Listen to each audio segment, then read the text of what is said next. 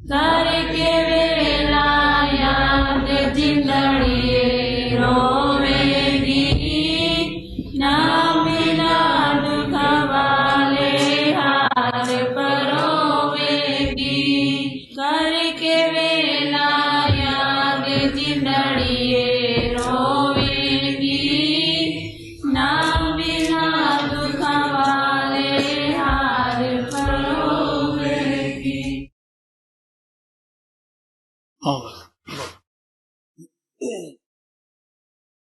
दे जा सहारा किरपाल प्यारे, इस गम दे सताए नू मैनू ना ठुकराई बाबा, दुनिया दे ठुकराए नू दे जा सहारा। ਅੱਜ ਗੁਰੂ ਨਾਨਕ ਦੇਵ ਮਹਾਰਾਜ ਦਾ ਸ਼ਬਦ ਤੁਹਾਡੇ ਅੱਗੇ ਰੱਖਿਆ ਜਾਂਦਾ ਹੈ।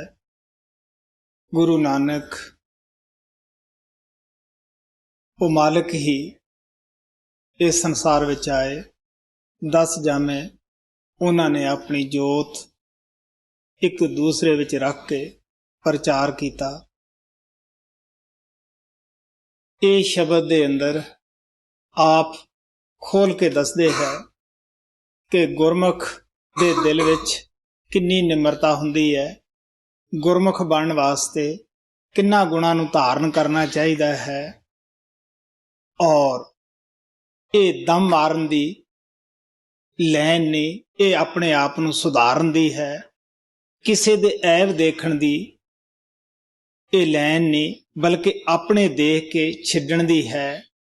ਬੇਸ਼ੱਕ ਐਸੀਆਂ ਆਤਮਾ ਦੇ ਅੰਦਰ ਜੋ ਬਾਅਦ ਵਿੱਚ ਗੁਰਮੁਖ ਬਣਦੀਆਂ ਹਨ, ਸ਼ੁਰੂ ਤੋਂ ਹੀ ਸੱਚ ਬੋਲਣ ਦੀ ਆਦਤ ਹੁੰਦੀ ਹੈ ਔਰ ਆਪਣੇ ਐਬ ਛੱਡਣ ਦੀ ਆਦਤ ਹੁੰਦੀ ਹੈ। ਪਰਮਾਤਮਾ ਦੇ ਪਾਉਣ ਵਾਸਤੇ ਕੋਈ ਵੀ ਕੁਰਬਾਨੀ ਤੋਂ ਉਹ ਪਿੱਛੇ ਨਹੀਂ ਹਟਦੇਗੇ। ਮਹਾਰਾਜ ਸਾਵਣ ਸਿੰਘ ਆਪਣੀ ਜਵਾਨੀ ਸੁਣਾਉਂਦੇ ਹੁੰਦੇ ਸੀਗੇ। ਹਾਲਾਂਕਿ ਉਦੋਂ ਬਾਬਾ ਜੈਮਲ ਸਿੰਘ ਜੀ ਉਹਨਾਂ ਨੂੰ ਨਹੀਂ ਮਿਲਿਆ ਸੀਗਾ। ਕਹਿਣ ਲੱਗੇ ਕਿ ਮੈਂ ਨਵਾਂ ਕਾਲਜ ਛੱਡ ਕੇ ਨੌਕਰੀ ਦੇ ਵਿੱਚ ਗਿਆ ਸੀਗਾ। ਇੱਕ ਅੰਗਰੇਜ਼ ਨੂੰ, ਕਿਉਂਕਿ ਉਦੋਂ ਹਿੰਦੁਸਤਾਨ ਦੇ ਉੱਤੇ ਇੰਗਲੈਂਡ ਦੇ ਅੰਗਰੇਜ਼ਾਂ ਦਾ ਰਾਜ ਸੀਗਾ, ਉਸ ਨੂੰ ਚਾਰਜ ਦਿੱਤਾ। ਉਹ ਕਹਿੰਦੇ ਹੁੰਦੇ ਉਹ ਅੰਗਰੇਜ਼ ਮੇਰੇ ਤੇ ਬੜਾ ਮਿਹਰਬਾਨ ਸੀ। ਜਦ ਮੈਂ ਚਾਰਜ ਦੇ ਚੁੱਕਿਆ, ਮੈਂ ਉਸ ਸਾਹਿਬ ਨੂੰ ਕਿਹਾ ਕਿ ਜੀ ਮੈਂ ਤੁਹਾਥੋਂ ਇੱਕ ਵਸਤੂ ਮੰਗਦਾ ਹੈ, ਉਹ ਮੈਨੂੰ ਤੁਸੀਂ ਦਿਓ। ਮੈਂ ਐਸੀ ਵਸਤੂ ਨਹੀਂ ਮੰਗਦਾ ਜਿਹਦੇ ਨਾਲ ਤੁਹਾਡੇ ਚਾਰਜ ਦੇ ਵਿੱਚ ਕੋਈ ਖਲਲ ਪੈਂਦਾ ਹੋਵੇ, ਕਿਉਂਕਿ ਮੈਂ ਨਵਾਂ ਸਟੂਡੈਂਟ ਇੱਥੇ ਆਇਆ ਹੋਇਆ ਹੈ, ਮੈਨੂੰ ਪਤਾ ਨਹੀਂਗਾ। ਉਹ ਕਹਿਣ ਲੱਗਿਆ ਕਿ ਤੂੰ ਪਹਿਲਾਂ ਦੱਸਦਾ ਚਾਰਜ ਦੇਣ ਤੋਂ ਮੈਂ ਤੇਰੀ ਕੋਈ ਮਦਦ ਕਰ ਸਕਦਾ, ਕੋਈ ਦੇ ਸਕਦਾ। ਹੁਣ ਤਾਂ ਮੈਂ ਚਾਰਜ ਲਿਖਤ ਰੂਪ ਦੇ ਵਿੱਚ ਲੈ ਲਿਆ ਹੈ, ਮੈਂ ਕੀ ਤੈਨੂੰ ਦੇ ਸਕਦਾ ਹਾਂ। ਉਹ ਕਹਿਣ ਲੱਗਿਆ ਨਹੀਂ। ਮਹਾਰਾਜ ਸਾਵਣ ਸਿੰਘ ਕਹਿਣ ਲੱਗੇ ਮੈਂ ਐਸੀ ਵਸਤੂ ਨਹੀਂ ਮੰਗਦਾਗਾ, ਮੈਂ ਇਹ ਮੰਗਦਾ ਹੈ ਕਿ ਮੇਰੇ ਅੰਦਰ ਜੋ ਵੀ ਐਬ ਹੈ ਉਹ ਤੁਸੀਂ ਮੈਨੂੰ ਲਿਖ ਕੇ ਦੇ ਦਿਓ ਤਾਂ ਕਿ ਮੈਂ ਉਹਨਾਂ ਨੂੰ ਛੱਡ ਸਕਾਂ, ਮੇਰਾ ਜੀਵਨ ਸੁਧਰ ਜਾਏ। ਉਹ ਹੱਸ ਪਿਆ ਸਾਹਿਬ, ਕਹਿਣ ਲੱਗਿਆ ਇਹੋ ਜਿਹੀ ਵਸਤੂ ਤਾਂ ਅੱਜ ਤੱਕ ਮੈਥੋਂ ਕਿਸੇ ਨੇ ਵੀ ਨਹੀਂ ਮੰਗੀ। ਮੈਂ ਵਾਅਦਾ ਕਰਦਾ ਹਾਂ ਕਿ ਤੂੰ ਜ਼ਿੰਦਗੀ ਦੇ ਅੰਦਰ ਸਿਤਾਰਾ ਬਣ ਕੇ ਚਮਕੇਗਾ। ਹੁਣ ਤੁਸੀਂ ਦੇਖ ਸਕਦੇ ਹੋ ਕਿ ਕਿਤਨੇ ਕੁ ਆਦਮੀ ਇਹੋ ਜਿਹੇ ਮਿਲਣਗੇ ਜਿਹੜੇ ਸੱਚੇ ਦਿਲੋਂ, ਹਾਲਾਂਕਿ ਗੁਰੂ ਭਾਵੇਂ ਨਾ ਹੀ ਮਿਲਿਆ ਹੋਵੇ, ਇਹ ਕਹਿੰਦੇ ਹੋਣ ਕਿ ਸਾਨੂੰ ਸਾਡੇ ਐਬ ਦੱਸ ਦਿਓ। ਮੈਂ ਆਪਣੇ ਪਿਤਾ ਦੇ ਮੁਤਲਕ ਕਈ ਦਫਾ ਦੱਸਦਾ ਹੁੰਦਾ ਹੈ ਕਿ ਉਹ ਅੱਛੇ ਸਨ, ਉਹਨਾਂ ਨੂੰ ਦਾਨ ਕਰਨ ਦੀ ਕਾਫੀ ਆਦਤ ਰਹੀ, ਲੇਕਿਨ ਦਾਨ ਇਸ ਹਿਸਾਬ ਨਾਲ ਕਰਦੇ ਕਿ ਮੈਂ ਅਗਲੇ ਜਨਮ ਵਿੱਚ ਲਊਂਗਾ। ਉਹਨੇ ਸੁਣ ਰੱਖਿਆ ਸੀਗਾ ਕਿ ਉਹਨਾਂ ਲੋਕਾਂ ਨੂੰ ਸਵਰਗ ਮਿਲਦੇ ਹੈ ਜੋ ਇੱਥੇ ਗਰੀਬਾਂ ਦੀ ਮਦਦ ਕਰਦੇ ਹੈ। ਅਗਲੇ ਨੂੰ ਸਰਕਾਰੀ ਪਰਨੋਟ ਦੇ ਉੱਤੇ ਲਿਖ ਕੇ ਦੇਣੇ, ਵਿਆਜ ਲਾਉਣਾ, ਲੇਕਿਨ ਵਾਪਸ ਕੁਛ ਵੀ ਨਾ ਕਰਨਾ। ਲੇਕਿਨ ਜਿਹੜਾ ਮਨ ਹੈ ਇਹ ਵੀ ਪਤਾ ਨਹੀਂ ਕਿਸ ਵੇਲੇ ਬੰਦੇ ਨੂੰ ਧੋਖਾ ਦੇ ਦਿੰਦਾ ਹੈ। ਇੱਕ ਆਦਮੀ ਵਕਤ ਪਾ ਕੇ ਪੈਸੇ ਮੋੜਨ ਆਇਆ, ਉਸਨੇ ਪੈਸੇ ਤਾਂ ਦੇ ਗਿਆ, ਲੇਕਿਨ ਮੇਰੀ ਮਾਤਾ ਜੀ ਘਰ ਨਹੀਂ ਸੀ, ਪਰ ਨੋਟ ਉਹਨਾਂ ਦੇ ਅੰਦਰ ਰੱਖੇ ਹੋਏ ਸੀ ਪੇਟੀ ਦੇ ਅਲਮਾਰੀ 'ਚ। ਉਹ ਕਹਿਣ ਲੱਗਿਆ ਕੋਈ ਨਹੀਂ, ਮੈਂ ਫੇਰ ਲੈ ਜਾਊਂਗਾ। ਉਹ ਸਾਲ ਡੇਢ ਸਾਲ ਨਾ ਲੈਣ ਵਾਸਤੇ ਆਇਆ। ਇੱਕ ਦਿਨ ਕਿਤੇ ਉਹਨਾਂ ਦਾ ਕੁਦਰਤੋਂ ਹੀ ਗੱਲੀ ਬਹਿਸ ਮਵਾਸਾ ਕਿਸੇ ਹੋਰ ਗੱਲ ਤੇ ਹੋਇਆ, ਲੇਕਿਨ ਮਨ ਨੇ ਧੋਖਾ ਦਿੱਤਾ ਕਿ ਮੈਂ ਤੈਨੂੰ ਪੁੱਛੂੰਗਾ। ਪੁੱਛਣਾ ਕੀ ਸੀ, ਸਰਕਾਰੇ ਦਾਅਵਾ ਕਰ ਦਿੱਤਾ ਕਿ ਇਹ ਮੇਰੇ ਪੈਸੇ ਨਹੀਂ ਦਿੰਦਾਗਾ। ਗੌਰਮੈਂਟ ਨੇ ਉਸ ਜੱਟ ਨੂੰ ਤਲਬ ਲਿਆ, ਕਿਹਾ ਵੀ ਤੈਨੂੰ ਇਹ ਪੈਸੇ ਦੇਣੇ ਪੈਣਗੇ। ਉਹ ਅਫਸਰ ਨੂੰ ਕਹਿਣ ਲੱਗਿਆ ਦੇਖੋ ਜੀ, ਪੈਸੇ ਤਾਂ ਮੈਂ ਇਹਨਾਂ ਨੂੰ ਦੇ ਦਿੱਤੇ ਹੈ, ਇਹ ਨਜਾਇਜ਼ ਮੰਗਦੇ ਹੈ, ਲੇਕਿਨ ਪਰ ਨੋਟ ਵਾਕਿਆ ਹੀ ਇਹਨਾਂ ਦੇ ਘਰੇ ਹੈ। ਉਹ ਸਾਡੇ ਘਰੇ ਆਇਆ ਮੇਰੀ ਮਾਤਾ ਜੀ ਦੇ ਪਾਸ, ਔਰ ਮੈਂ ਮੇਰੀ ਮਾਤਾ ਦੀ ਦੱਸਦਾ ਹੁੰਨਾ, ਉਹ ਕਾਫੀ ਅੱਛੀ ਆਤਮਾ ਸੀ। ਉਹ ਕਹਿਣ ਲੱਗੀ ਆ ਮੈਂ ਤੈਨੂੰ ਪੈਸੇ ਦਿੰਨੀ ਹੈ, ਤੂੰ ਇਹੀ ਪੈਸੇ ਅਦਾਲਤ ਦੇ ਵਿੱਚ ਜਾ ਕੇ ਰੱਖ ਦੀ। ਉਸ ਅਫਸਰ ਨੂੰ ਕਹਿ ਦੀ ਕਿ ਆਪਣੇ ਲੜਕੇ ਦੇ ਸਿਰ ਦੇ ਉੱਤੇ ਹੱਥ ਰੱਖ ਕੇ ਪੈਸੇ ਚੁੱਕ ਲਵੇ, ਜੇ ਇਹਨੇ ਨਹੀਂ ਲਏ ਤਾਂ। ਲੇਕਿਨ ਮਨ ਜਿਹੜਾ ਹੈ ਇਹ ਕਾਫੀ ਹੱਦ ਤੱਕ ਬੰਦੇ ਤੋਂ ਬਰਿਆਈ ਕਰਾਉਣ ਲੱਗਿਆ, ਕਸਰ ਨਹੀਂ ਛੱਡਦਾਗਾ। ਜਦ ਮੇਰੇ ਪਿਤਾ ਜੀ ਅਦਾਲਤ ਦੇ ਅੰਦਰ ਗਏ, ਉਹ ਅਫਸਰ ਸਾਹਿਬਾਨ ਕਹਿਣ ਲੱਗਿਆ ਕਿ ਬਾਬਾ ਜੀ ਤੇਰੇ ਹੱਥ ਵਿੱਚ ਹੈ, ਅਗਰ ਤੂੰ ਆਪਣੇ ਲੜਕੇ ਨੂੰ ਇੱਥੇ ਲੈ ਆਵੇਂ, ਉਹ ਕਸਮ ਤੂੰ ਉਹਦੇ ਸਿਰ ਤੇ ਰੱਖ ਕੇ ਚੁੱਕ ਦੇਵੇਂ ਕਿ ਮੈਨੂੰ ਪੈਸੇ ਨਹੀਂ ਮਿਲੇ ਤੇ ਆਹ ਪੈਸੇ ਪਏ ਆ, ਤੂੰ ਲੈ ਜਾ। ਪਿਤਾ ਜੀ ਕਹਿਣ ਲੱਗੇ ਕਿ ਤੂੰ ਕਾਨੂੰਨੀ ਕਾਰਵਾਈ ਕਰ, ਅਦਾਲਤ ਦੇ ਅੰਦਰ ਲੜਕਿਆਂ ਦਾ ਕੀ ਕੰਮ। ਉਹ ਕਹਿਣ ਲੱਗਿਆ ਨਹੀਂ, ਇਹ ਸ਼ਰਤ ਤੋਂ ਬਗੈਰ ਮੈਂ ਤੈਨੂੰ ਪੈਸੇ ਨਹੀਂ ਦੇਊਂਗਾ। ਘਰੇ ਆਇਆ ਪਿਤਾ ਜੀ, ਮੈਨੂੰ ਕਹੇ ਤੂੰ ਚੱਲ। ਮੈਂ ਕਿਹਾ ਨਹੀਂ, ਤੈਨੂੰ ਨਰਕ ਵਿੱਚ ਨਹੀਂ ਜਾਣ ਦੇਣਾ, ਇਹ ਮੇਰਾ ਵਾਅਦਾ ਹੈ। ਆਖਰ ਕਾਫੀ ਗੁੱਸੇ ਹੋਇਆ, ਮੇਰੇ ਇੱਕ ਦੋ ਥੱਪੜ ਵੀ ਧਰੇ। ਕਹਿਣ ਲੱਗਿਆ ਤੂੰ ਮੇਰੇ ਆਖੇ ਨਹੀਂ ਲੱਗਦਾਗਾ, ਤੂੰ ਮੇਰਾ ਲੜਕਾ ਨਹੀਂ। ਮੈਂ ਉਹਨੂੰ ਕਿਹਾ ਨਹੀਂ, ਇਹ ਬਾਪ ਬੇਟੇ ਦਾ ਝਗੜਾ ਨਹੀਂ, ਇਹ ਸੱਚ ਔਰ ਝੂਠ ਦਾ ਝਗੜਾ ਹੈ। ਮੈਂ ਨਹੀਂ ਚਾਹੁੰਦਾ ਕਿ ਤੇਰੀ ਆਤਮਾ ਨੂੰ ਕੋਈ ਦਾਗ ਲੱਗ ਜਾਵੇ। ਅੱਜ ਤੱਕ ਤੇਰੀ ਜ਼ਿੰਦਗੀ ਪਿਓਰ ਔਰ ਪਵਿੱਤਰ ਰਹੀ ਹੈ, ਤੋ ਇਹ ਬਚਪਨੇ ਦੇ ਵਿੱਚ ਹੀ ਐਸੀਆਂ ਆਤਮਾ ਦੇ ਅੰਦਰ ਪਰਮਾਤਮਾ ਨੇ ਸੱਚ ਧਰਿਆ ਹੁੰਦਾ ਹੈ। ਵਕਤ ਆਉਣ ਤੇ ਮੇਰੇ ਪਿਤਾ ਨੇ ਅੰਤ ਸਮੇਂ ਜਦੋਂ ਉਸ ਦੀ ਆ ਕੇ ਸਾਵਣ ਕਿਰਪਾਲ ਨੇ ਸੰਭਾਲ ਕੀਤੀ, ਉਦੋਂ ਕਹਿਣ ਲੱਗਿਆ ਕਿ ਮੇਰਾ ਲੜਕਾ ਕਿਸੇ ਹੱਦ ਤੱਕ ਬਚਪਨੇ ਤੋਂ ਹੀ ਮੇਰੀ ਮਦਦ ਕਰਦਾ ਆਇਆ ਹੈ। ਉਦੋਂ ਮੇਰੀ 8-9 ਸਾਲ ਦੀ ਜ਼ਿੰਦਗੀ ਸੀ ਜਦ ਇਹ ਵਾਕਿਆ ਹੋਇਆ ਸੀ। ਰਾਗ ਸੁਹੀ ਮਹਲਾ ਪਹਿਲਾ ਚੱਜੀ ਪੰਨਾ 762। ਮੰਨ ਕੋ ਚੱਜੀ ਮਾਵਣ ਢੋਸੜੇ, ਹੋਂ ਕਿਉਂ ਸੋ ਰਾਵਣ ਜਾਓ ਜਿਓ। ਮੰਨ ਕੋ ਚੱਜੀ ਮਾਵਣ ਢੋਸੜੇ, ਹੋਂ ਕਿਉਂ ਸੋ ਰਾਵਣ ਜਾਓ ਜਿਓ। ਆਤਮਾ ਆਪਣੇ ਆਪ ਤੇ ਸਵਾਲ ਕਰਦੀ ਹੈ, ਮੈਂ ਪਰਮਾਰਥ ਦੇ ਅੰਦਰ ਅੱਛੀ ਨਹੀਂ, ਮੈਨੂੰ ਅੱਛਾ ਢੰਗ ਨਹੀਂ ਮੇਰੇ ਵਿੱਚ, ਅਣਗਿਣਤ ਮੇਰੇ ਅੰਦਰ ਐਬ ਹੈ, ਪਾਪ ਹੈ, ਮੈਂ ਕਿਸ ਤਰ੍ਹਾਂ ਪਰਮਾਤਮਾ ਨੂੰ ਮਿਲ ਸਕਦੀ ਹਾਂ। ਗੁਰੂ ਨਾਨਕ ਪਰਮਾਤਮਾ ਰੂਪ ਪਰਮਾਤਮਾ ਬਣ ਕੇ ਹੀ ਇਹ ਭਜਨ ਉਹਨਾਂ ਨੇ ਲਿਖਿਆ ਹੈ। ਤੁਸੀਂ ਖੁਦ ਸੋਚ ਕੇ ਦੇਖ ਸਕਦੇ ਹੋ, ਦਿਲ ਵਿੱਚ ਕੰਘੀ ਮਾਰ ਕੇ ਦੇਖ ਸਕਦੇ ਹੋ ਕਿ ਮਹਾਤਮਾ ਪਰਮਾਤਮਾ ਨੂੰ ਮਿਲ ਕੇ ਵੀ ਦਮ ਨਹੀਂ ਮਾਰਦੇ ਇਸ ਮੰਡਲ ਦੇ ਉੱਤੇ। ਫਿਰ ਵੀ ਉਹ ਕਹਿੰਦੇ ਹੈ ਕਿ ਸਾਡੇ ਅੰਦਰ ਅਣਗਿਣਤ ਅਮਾਵਣ ਕਹਿੰਦੇ ਹੈ ਜਿਹਦੀ ਕੋਈ ਗਿਣਤੀ ਨਾ ਕੀਤੀ ਜਾ ਸਕੇ, ਇਤਨੀ ਐਬ ਹੈ, ਕਿਸ ਤਰ੍ਹਾਂ ਪਰਮਾਤਮਾ ਬੂਹਾ ਖੋਲੇਗਾ। ਮੰਨੈ ਕੋ ਚੱਜੀ ਮਾਵਣ ਢੋਸੜੇ, ਹੋਂ ਕਿਉਂ ਸੋ ਰਾਵਣ ਜਾਓ ਜਿਓ। ਇਕ ਦੂ ਇਕ ਚੜ੍ਹਨ ਦੀਆ, ਕੌਣ ਜਾਣੇ ਮੇਰਾ ਨਾਉ ਜਿਓ। ਆਤਮਾ ਕਹਿੰਦੀ ਹੈ ਕਿ ਮੈਂ ਕਿਹਨੂੰ ਦੋਸ਼ ਦੇਵਾਂ, ਮੈਥੋਂ ਸਭ ਚੰਗੀਆਂ ਹੈ। ਬੜੇ ਰਿਖੀ ਮੁਨੀ ਆਤਮਾ ਅਭਿਆਸ ਕਰਕੇ ਉਸ ਪਰਮਾਤਮਾ ਦੇ ਦਰ ਦੇ ਉੱਤੇ ਪਹੁੰਚੇ ਹੋਏ ਹੈ। ਮੈਥੋਂ ਸਭ ਚੰਗੀਆਂ ਹਨ। ਮੈਂ ਇੱਕ ਭਜਨ ਦੇ ਵਿੱਚ ਤੁਹਾਨੂੰ ਦੱਸਿਆ ਸੀਗਾ ਕਿ ਹੇ ਕਿਰਪਾਲ ਕੁਲ ਮਾਲਕ ਮੇਰੀ ਫਰਿਆਦ ਸੁਣ, ਤੂੰ ਪੀਰਾਂ ਦਾ ਪੀਰ ਹੈ, ਮੈਂ ਤੇਰੇ ਦਰ ਤੇ ਆਇਆ ਹਾਂ। ਮੇਰੇ ਜੈਸੀਆਂ ਆਤਮਾ ਤੈਨੂੰ ਲੱਖਾਂ ਕਰੋੜਾਂ ਮਿਲ ਸਕਦੀਆਂ ਹਨ, ਪਰ ਤੇਰੇ ਜੈਸਾ ਗੁਰੂ ਦਿਆਲੂ ਮੈਨੂੰ ਕੋਈ ਨਹੀਂ ਮਿਲੇਗਾ। ਤੂੰ ਮੇਰਾ ਵਧੀਆਂ ਵਾਲਾ ਕਾਗਜ਼ ਨਾ ਫਰੋਲ, ਮੈਂ ਤੇਰੇ ਦਰ ਤੇ ਆਇਆ ਹਾਂ, ਤੂੰ ਮੈਨੂੰ ਦਰ ਤੋਂ ਨਾ ਮੋੜੀ। ਅਗਰ ਸਾਡੇ ਵਿੱਚ ਗੁਨਾਹ ਨਾ ਹੁੰਦੇ ਤੈਨੂੰ ਬਖਸ਼ਣਹਾਰ ਕਿਸ ਨੇ ਕਹਿਣਾ ਸੀ। ਅਗਰ ਤੂੰ ਗੁਨਾਹਾਂ ਕਰਨੀ ਨਹੀਂ ਤੱਕਦਾ, ਬਖਸ਼ ਦਿੰਦਾ ਹੈ, ਤਦ ਹੀ ਤੇਰਾ ਨਾਮ ਬਖਸ਼ਣਹਾਰ ਪਿਆ ਹੈ। ਮੈਂ ਗੁਰੂ ਅੱਗੇ ਕਿਹਾ ਕਿ ਮੈਂ ਤੇਰਾ ਤਿਲ ਤਿਲ ਦਾ ਅਪਰਾਧੀ ਹਾਂ, ਰਤੀ ਰਤੀ ਦਾ ਚੋਰ ਹਾਂ, ਪਲ ਪਲ ਗੁਨਾਹ ਕਰਦਾ ਹਾਂ, ਪਰ ਮੈਂ ਬਖਸ਼ਣਹਾਰ ਤੇਰੇ ਦਰ ਤੇ ਆਇਆ ਹਾਂ, ਤੂੰ ਮੈਨੂੰ ਬਖਸ਼ ਦੇ। ਮਹਾਰਾਜ ਸਾਵਣ ਸਿੰਘ ਕਹਿੰਦੇ ਹੁੰਦੇ ਸੀ, ਜਦ ਅਸੀਂ ਗੁਨਾਹ ਕਰਕੇ ਮਾਫੀ ਮੰਗਣ ਵਾਸਤੇ ਤਿਆਰ ਨਹੀਂ ਤਾਂ ਮਾਫ ਕਰਨ ਵਾਲਾ ਕੀ ਕਰੇਗਾ। ਇੱਕ ਦੂ ਇੱਕ ਚੜ੍ਹਨ ਦੀਆ,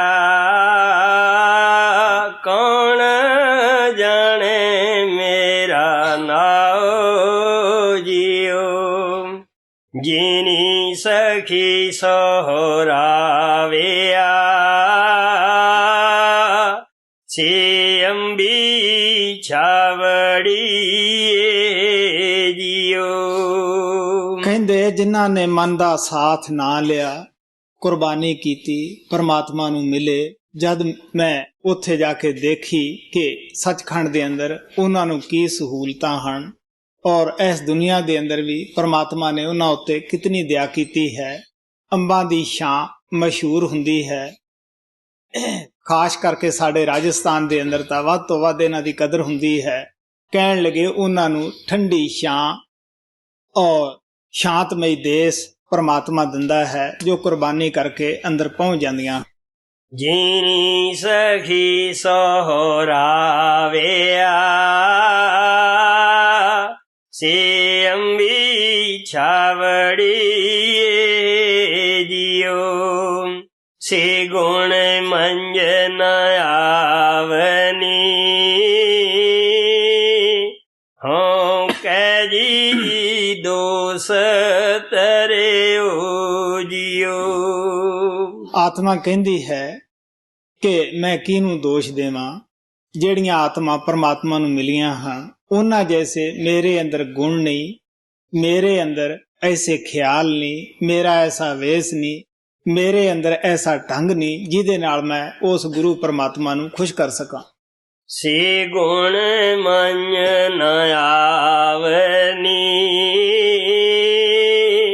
ਹੋਂ ਕਹਿ ਜੀ ਦੋਸ ਤਰਿਓ ਜਿਉ। ਕਿਆ ਗੁਣ ਤੇਰੇ ਵੇਤਰਾ, ਹੋਂ ਕਿਆ ਕਿਆ ਕਿੰਨਾ ਤੇਰਾ ਨਾਉ ਜਿਉ। ਆਤਮਾ ਕਹਿੰਦੀ ਹੈ ਮੈਂ ਤੇਰੇ ਕਿਹੜੇ ਪਰਉਪਕਾਰ ਦਾ ਜ਼ਿਕਰ ਕਰਾਂ। ਕੋਈ ਐਸਾ ਲਫ਼ਜ਼ ਨਹੀਂ ਜਿਹੜਾ ਤੇਰੇ ਗੁਣਾਂ ਨੂੰ, ਤੇਰੀ ਮਹਿਮਾ ਨੂੰ ਬਿਆਨ ਕਰ ਸਕੇ, ਔਰ ਮੈਂ ਕੀ ਤੇਰੀ ਰਹਿਮਤ ਦਾ ਸ਼ੁਕਰਗੁਜ਼ਾਰ ਹੋਵਾਂ। ਮੈਂ ਤੇਰੇ ਨਾਮ ਦੀ ਕੀ ਮਹਿਮਾ ਕਰਾਂ, ਕਿਉਂਕਿ ਜਿਹੜੇ ਨਾਮ ਨੂੰ ਪ੍ਰਾਪਤ ਕਰ ਲੈਂਦੇ ਹੈ ਉਹਨਾਂ ਨੂੰ ਪਤਾ ਹੈ। ਸਹਿਜੋ ਬਾਈ ਕਹਿੰਦੀ ਹੈ ਕਿ ਤਰਲੋਕੀ ਦੀ ਸੰਪਦਾ ਜਿਤਨੀ ਹੈ, ਅਗਰ ਉਹ ਵੀ ਤਾਰ ਦੇਈਏ ਤੇ ਗੁਰੂ ਦੇ ਨਾਮ ਦਾ ਮੁੱਲ ਫੇਰ ਵੀ ਨਹੀਂ ਪੈ ਸਕਦਾਗਾ। ਅਸੀਂ ਮਨ ਇੰਦਰੀਆਂ ਦੀ ਗੁਲਾਮੀ ਛੱਡ ਕੇ ਖੁਸ਼ ਨਹੀਂ ਗਏ, ਛੱਡਣ ਨੂੰ ਤਿਆਰ ਨਹੀਂ ਗਏ। ਸਾਨੂੰ ਫਿਲਹਾਲ ਉਸ ਨਾਮ ਦੀ ਮਹਿਮਾ ਦਾ ਗਿਆਨ ਨਹੀਂ।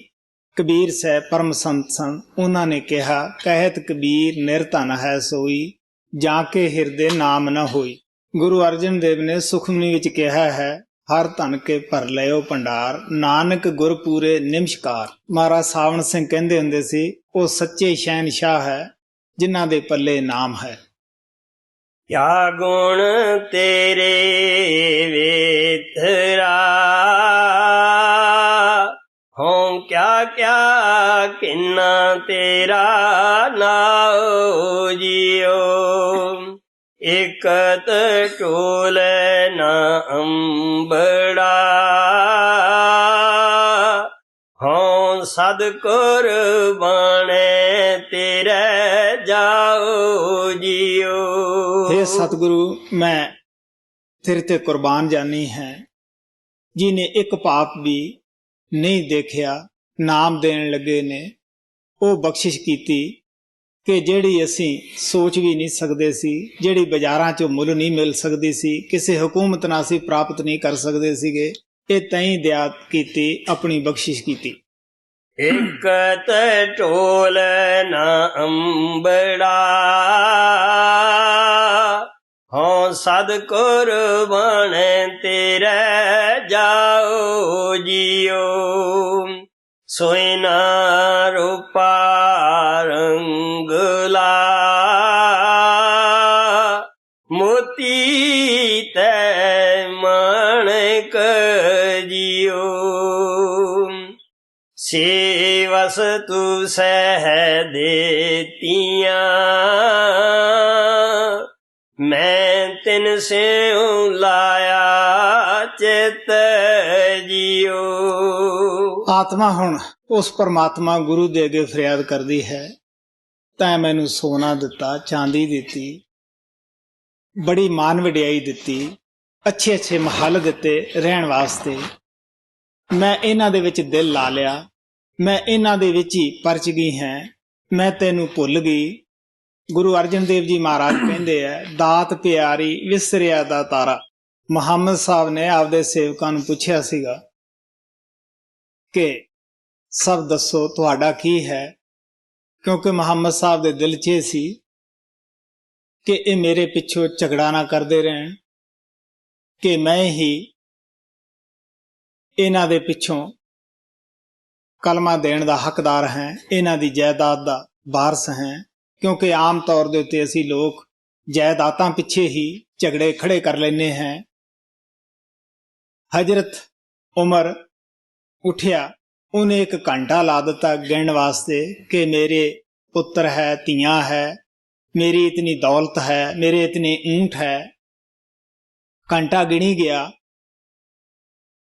ਜਦ ਹਜ਼ਰਤ ਅਲੀ ਦੀ ਵਾਰੀ ਆਈ, ਜੋ ਕਿ ਅੰਦਰ ਜਾਂਦਾ ਸੀ, ਮੁਹੰਮਦ ਸਾਹਿਬ ਦੀ ਪੋਜੀਸ਼ਨ ਨੂੰ ਸਮਝਦਾ ਸੀਗਾ, ਉਹਨੇ ਦੋ ਹਰਫੀ ਗੱਲ ਕੀਤੀ। ਕਹਿਣ ਲੱਗਿਆ, ਮੇਰਾ ਤਾਂ ਤੂੰ ਹੀ ਹੈ, ਹੋਰ ਕੌਣ ਹੋ ਸਕਦਾ ਹੈ। ਮੁਹੰਮਦ ਸਾਹਿਬ ਨੇ ਸਭ ਨੂੰ ਸਮਝਾਉਣਾ ਸੀਗਾ, ਥੋੜੇ ਜਿਹੇ ਨੁਕਤੇ ਨਾਲ ਸਮਝਾ ਦਿੱਤਾ ਕਿ ਮੇਰੀ ਤਾਲੀਮ ਨੂੰ ਕੌਣ ਸਮਝਦਾ ਹੈ। ਉਹ ਕਹਿਣ ਲੱਗੇ, ਅਲੀ ਤੂੰ ਬਹਾਦਰ ਹੈ, ਜਿਸ ਨੂੰ ਕਲਮਾ ਦੇਵੇਂਗਾ ਮੈਂ ਉਸਦੀ ਸੰਭਾਲ ਕਰੂੰਗਾ। ਸੇ ਵਸਤੂ ਸਹਿ ਦੇਤੀਆਂ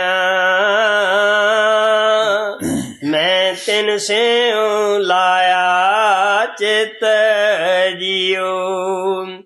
ਮੰਦਰ ਮਿੱਟੀ ਸੰਦੜੇ ਪੱਤਰ ਕੀਤੇ ਰਾਸ ਜਿਉ। ਹੋਏ ਨੀ ਚੋਲੀ ਭੁੱਲੀਅਸ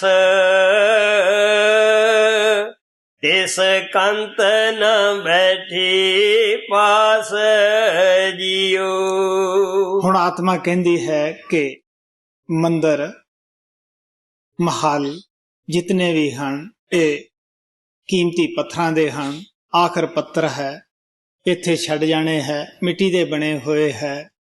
ਮੈਂ ਇਹਨਾਂ ਚੋਂ ਮਨ ਕੱਢ ਕੇ ਇੱਕ ਸਕਿੰਟ ਵੀ ਉਸ ਪਰਮਾਤਮਾ ਦੇ ਪਾਸ, ਕੰਤ ਦੇ ਪਾਸ ਨਾ ਬੈਠੀ, ਉਹਦੇ ਨਾਲ ਗੱਲ ਕਰਨ ਦੀ ਨਾ ਸੋਚੀ। ਸਾਰਾ ਦਿਨ, ਸਾਰੀ ਜ਼ਿੰਦਗੀ ਜਿਤਨੀ ਵੀ ਮਿਲੀ ਸੀ, ਇਹਨਾਂ ਮੰਦਰਾਂ ਮਹੱਲਾਂ ਨੂੰ, ਦੌਲਤ, ਕੁੜਮ ਕੁਟੁੰਬ ਨੂੰ ਦੇਖ ਕੇ ਹੀ ਖੁਸ਼ੀ ਹੁੰਦੀ ਰਹੀ।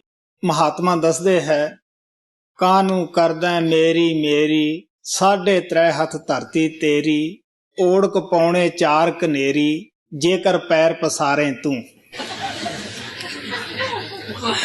ਹਾਂਜੀ। ਹੋਏ ਨੀ ਚੋਲੀ ਭੁੱਲੀਅਸ ਤਿਸ ਕੰਤ ਨ ਬੈਠੀ ਪਾਸ ਜਿਉ। ਅੰਬਰ ਕੂੰਜਾਂ ਕੁਰਲੀਆਂ ਬਗ ਬੈਠੇ ਆਏ ਜਿਉ। ਸਾਤਨ ਚੱਲੀ ਸੋਹਰੇ ਕਿਆ ਮੋਦੇ ਦੇਸੀ ਅੱਗੇ ਜਾਏ ਜੀਓ। ਹੁਣ ਆਤਮਾ ਕਹਿੰਦੀ ਹੈ ਜਦ ਉੱਪਰੋਂ ਸ਼ਬਦ ਦੀਆਂ ਧੁਨਾਂ ਆਉਂਦੀਆਂ ਹਨ, ਇਹ ਕਾਮ ਕ੍ਰੋਧ ਬਗਲੇ ਆ ਕੇ ਬੈਠ ਜਾਂਦੇ ਹੈ। ਅਗਰ ਅਸੀਂ ਬਗਲੇ ਭਗਤ ਦੀ ਤਰ੍ਹਾਂ ਭਗਤੀ ਕਰਦੇ ਹਾਂ, ਉਹ ਪਰਮਾਤਮਾ ਬੂਹਾ ਨਹੀਂ ਖੋਲੇਗਾ, ਉਹ ਅੰਦਰ ਬੈਠਾ ਹੈ, ਅੰਤਰਜਾਮੀ ਹੈ। ਮਹਾਤਮਾ ਚਤਰਦਾਸ ਕਹਿੰਦੇ ਹੈ, ਸੁੰਦਰ ਰੂਪ ਮਹਾ ਬਗਲੇ ਦਾ ਏਕ ਟੰਕ ਜਲ ਧਿਆਨ, ਮਨ ਮੇ ਆਸਾ ਮੀਨ ਗਹਿਨ ਕੀ ਕਹਾਂ ਮਿਲੇ ਭਗਵਾਨ। ਸਾਤਨ ਚੱਲੀ ਸੋਹਰੇ ਕਿਆ ਮੁਦੇਸੀ ਅੱਗੇ ਜਾਏ ਜੀਓ। ਸੁੱਤੀ ਸੁੱਤੀ ਚਾਲ ਥੀਆ ਪੁੱਲੀ ਵਾਟੜੀ ਆਸ ਜੀਓ। ਤੈਸੈ ਨਾਲੋ ਮੁਕਤੀ ਅਸ ਦੁੱਖਾਂ ਕੂ ਤਰੀ ਆਸ ਜੀਓ। ਹੁਣ ਕਹਿਣ ਲੱਗੇ ਕਿ 50-60 ਸਾਲ ਦੀ ਜ਼ਿੰਦਗੀ ਹੈ, ਇਹ ਸੁਪਨੇ ਦੀ ਤਰ੍ਹਾਂ ਲੰਘ ਜਾਂਦੀ ਹੈ। ਉਦੋਂ ਹੀ ਹੋਸ਼ ਆਉਂਦੀ ਹੈ ਜਦੋਂ ਕਾਲ ਆ ਕੇ ਕੰਨੋਂ ਪਕੜ ਲੈਂਦਾ ਹੈ, ਮੌਤ ਬਿਨਾਂ ਬੁਲਾਏ ਆ ਜਾਂਦੀ ਹੈ। ਕਹਿਣ ਲੱਗੇ ਮੈਂ ਕਿ ਮਿਲਣਾ ਤਾਂ ਪਤੀ ਨੂੰ ਚਾਹੁੰਦੀ ਸੈਂ, ਲੇਕਿਨ ਸੁੱਤੀ ਪਈ ਨੂੰ ਦਿਨ ਚੜ੍ਹ ਗਿਆ, ਪਤਾ ਹੀ ਨਾ ਲੱਗਿਆ ਕਿ ਉਮਰ ਕਦ ਬੀਤੀ ਹੈ। ਜਦ ਦੀ ਮੈਂ ਪਰਮਾਤਮਾ ਤੋਂ ਵਿਛੜੀ ਹਾਂ, ਮੈਂ ਦੁੱਖਾਂ ਦੇ ਭਾਰੇ ਸਿਰ ਦੇ ਉੱਤੇ ਰੱਖ ਲਏ ਹੈ। ਨਾ ਦਿਨ ਨੂੰ ਚੈਨ ਹੈ, ਨਾ ਰਾਤ ਨੂੰ ਚੈਨ ਹੈ। ਫਰੀਦ ਸਾਹਿਬ ਕਹਿੰਦੇ ਆ, ਉੱਠ ਫਰੀਦਾ ਸੁੱਤਿਆ ਝਾੜੂ ਦੇ ਮਸੀਤ, ਤੂੰ ਸੁੱਤਾ ਰੱਬ ਜਾਗਦਾ, ਤੇਰੀ ਡਾਢੇ ਕਈ ਪ੍ਰੀਤ। ਮਸੀਤ ਇਹ ਸਰੀਰ ਨੂੰ ਕਿਹਾ ਹੈ, ਇਹ ਸੱਚਾ ਮੰਦਰ ਵੀ ਇਸ ਨੂੰ ਕਿਹਾ ਹੈ, ਸਿਮਰਨ ਦਾ ਝਾੜੂ ਦੇਣ ਨੂੰ ਕਿਹਾ ਹੈ। ਕਹਿਣ ਲੱਗੇ ਤੂੰ ਸੁੱਤਾ ਪਿਆ ਹੈ, ਦਮ ਇਹ ਭਰਦਾ ਹੈ ਕਿ ਮੇਰਾ ਪਰਮਾਤਮਾ ਦੇ ਨਾਲ ਪਿਆਰ ਹੈ। ਇੱਕ ਐਸੀ ਪ੍ਰੀਤ ਹੈ ਕਿ ਪਿਆਰਾ ਜਾਗਦਾ ਹੋਵੇ, ਔਰ ਜਿਹੜਾ ਦਮ ਭਰਦਾ ਹੋਵੇ ਪ੍ਰੀਤ ਕਰਨ ਦਾ, ਉਹ ਸੁੱਤਾ ਪਿਆ ਹੋਵੇ। ਕਿ ਗੁਰੂ ਜਾਗਦਾ ਹੋਵੇ, ਸ਼ਿਸ਼ ਸੁੱਤਾ ਹੋਵੇ। ਜਦ ਅਸੀਂ ਸਿਮਰਨ ਦਾ ਝਾੜੂ ਦਿੰਨੇ ਹਾਂ, ਇਹ ਬਗਲੇ ਭਗਤ ਕਾਮ ਕ੍ਰੋਧ ਅੰਦਰੋਂ ਨਿਕਲ ਜਾਂਦੇ ਹੈ, ਇਹ ਠਹਿਰਦੇ ਨਹੀਂ ਗੇ। ਤੈਸੈ ਨਾਲਹੁ ਮੁਕਤੀ ਅਸ ਦੁੱਖਾਂ ਕੂ ਤਰੀ ਆਸ ਜੀਓ। ਤੁਧ ਗੁਣ ਮੈਂ ਸਭ ਅਵਗਣਾ, ਇਕ ਨਾਨਕ ਕੀ ਅਰਦਾਸ ਜੀਓ। ਸਾਰਾ ਸ਼ਬਦ ਕਹਿ ਕੇ ਗੁਰੂ ਨਾਨਕ ਸਾਹਿਬ ਕਹਿੰਦੇ ਹੈ, ਆਤਮਾ ਕਹਿੰਦੀ ਤੇਰੇ ਵਿੱਚ ਸਾਰੇ ਗੁਣ ਹੈ, ਮੇਰੇ ਵਿੱਚ ਸਾਰੇ ਹੀ ਐਬ ਭਰੇ ਹੋਏ ਹੈ। ਮੈਂ ਸੱਚੇ ਦਿਲੋਂ ਤੇਰੇ ਅੱਗੇ ਅਰਦਾਸ ਕਰਦੀ ਹਾਂ, ਤੂੰ ਮੈਨੂੰ ਬਖਸ਼ ਲੈ। ਮੈਂ ਤੇਰੇ ਦਰ ਤੇ ਆਈ ਹਾਂ, ਦਰ ਤੇ ਆਈ ਦੀ ਤੂੰ ਲਾਜ ਰੱਖ। ਤੁਧ ਗੁਣ ਮੈਂ ਸਭ ਅਵਗਣਾ, ਇਕ ਨਾਨਕ ਕੀ ਅਰਦਾਸ ਜੀਓ। ਸਭ ਰਾਤੀ ਸੁਹਾਗਣੀ, ਮੈਂ ਦੁਹਾਗਣ ਕਾਈ ਰਾਤ ਜੀਓ। ਆਤਮਾ ਕਹਿੰਦੀ ਹੈ ਕਿ ਸਭ ਸਖੀਆਂ ਜਿਨ੍ਹਾਂ ਨੇ ਮੇਰੇ ਨਾਲ ਨਾਮਦਾਨ ਪ੍ਰਾਪਤ ਕੀਤਾ ਸੀ, ਉਹ ਮਿਲ ਗਈਆਂ ਪਤੀ ਨੂੰ, ਸੁਹਾਗਣਾ ਹੋ ਗਈਆਂ।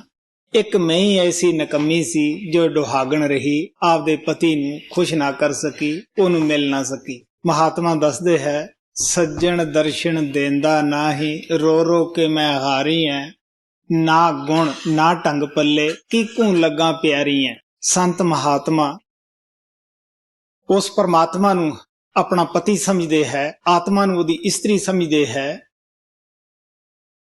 ਜਿਸ ਤਰ੍ਹਾਂ ਦੁਨੀਆ ਦੇ ਵਿੱਚ ਮੀਆਂ ਬੀਬੀ ਮਿਲ ਕੇ ਖੁਸ਼ ਹੁੰਦੇ ਹੈ, ਇਸੇ ਤਰ੍ਹਾਂ ਆਤਮਾ ਔਰ ਪਰਮਾਤਮਾ ਮਿਲ ਕੇ ਖੁਸ਼ ਹੁੰਦੇ ਹੈ।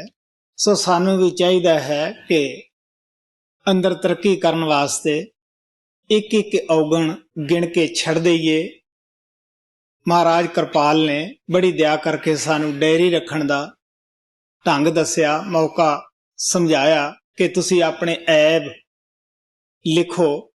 ਮੈਂ ਇਹ ਦੱਸਦਾ ਹੁੰਦਾ ਹੈ ਕਿ ਜਿਹੜਾ ਐਬ ਅੱਜ ਤੁਸੀਂ ਖੁਦ ਪਿਲਸਨ ਦੇ ਨਾਲ ਲਿਖ ਲਿਆ ਹੈ, ਕੱਲ ਨੂੰ ਉਹ ਐਬ ਤਾਂ ਨਾ ਹੋਵੇ।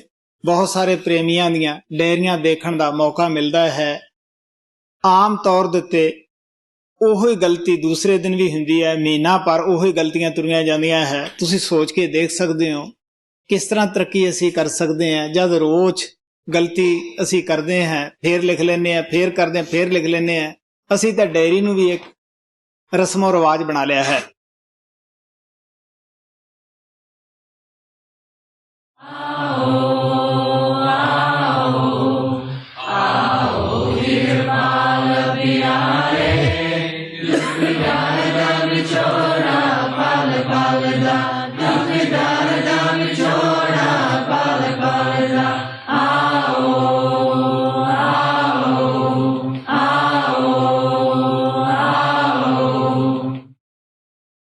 हाँ भाई।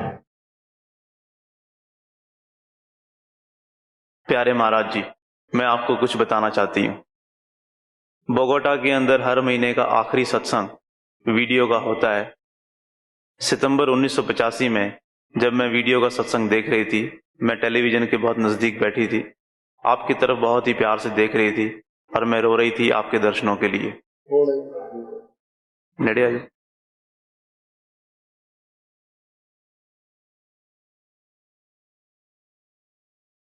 दोबारा बोल। तो उस समय मुझे ये संकेत मिला कि मुझे राजस्थान आने की कोशिश करनी चाहिए। ये एक ऐसा ख्याल था जो कि मैं कभी सोच नहीं सकती थी, क्योंकि मैं बहुत गरीब हो चुकी थी। आपको याद होगा कि मेरा दिवाला पिट गया था, लेकिन फिर भी महाराज जी की दया से मैं राजस्थान आ सकी दिसंबर 1985 में, और बाद में बम्बई 1986 जनवरी में भी मैं जा सकी। इस साल मार्च महीने के आखिर में जब मैं वीडियो का सत्संग अटेंड कर रही थी, तो अचानक ही मुझे ऐसा महसूस हुआ जैसे कि आपकी तरफ से मुझे टेलीपैथिक मैसेज मिल रहा है, जिसमें मैंने ये शब्द सुने।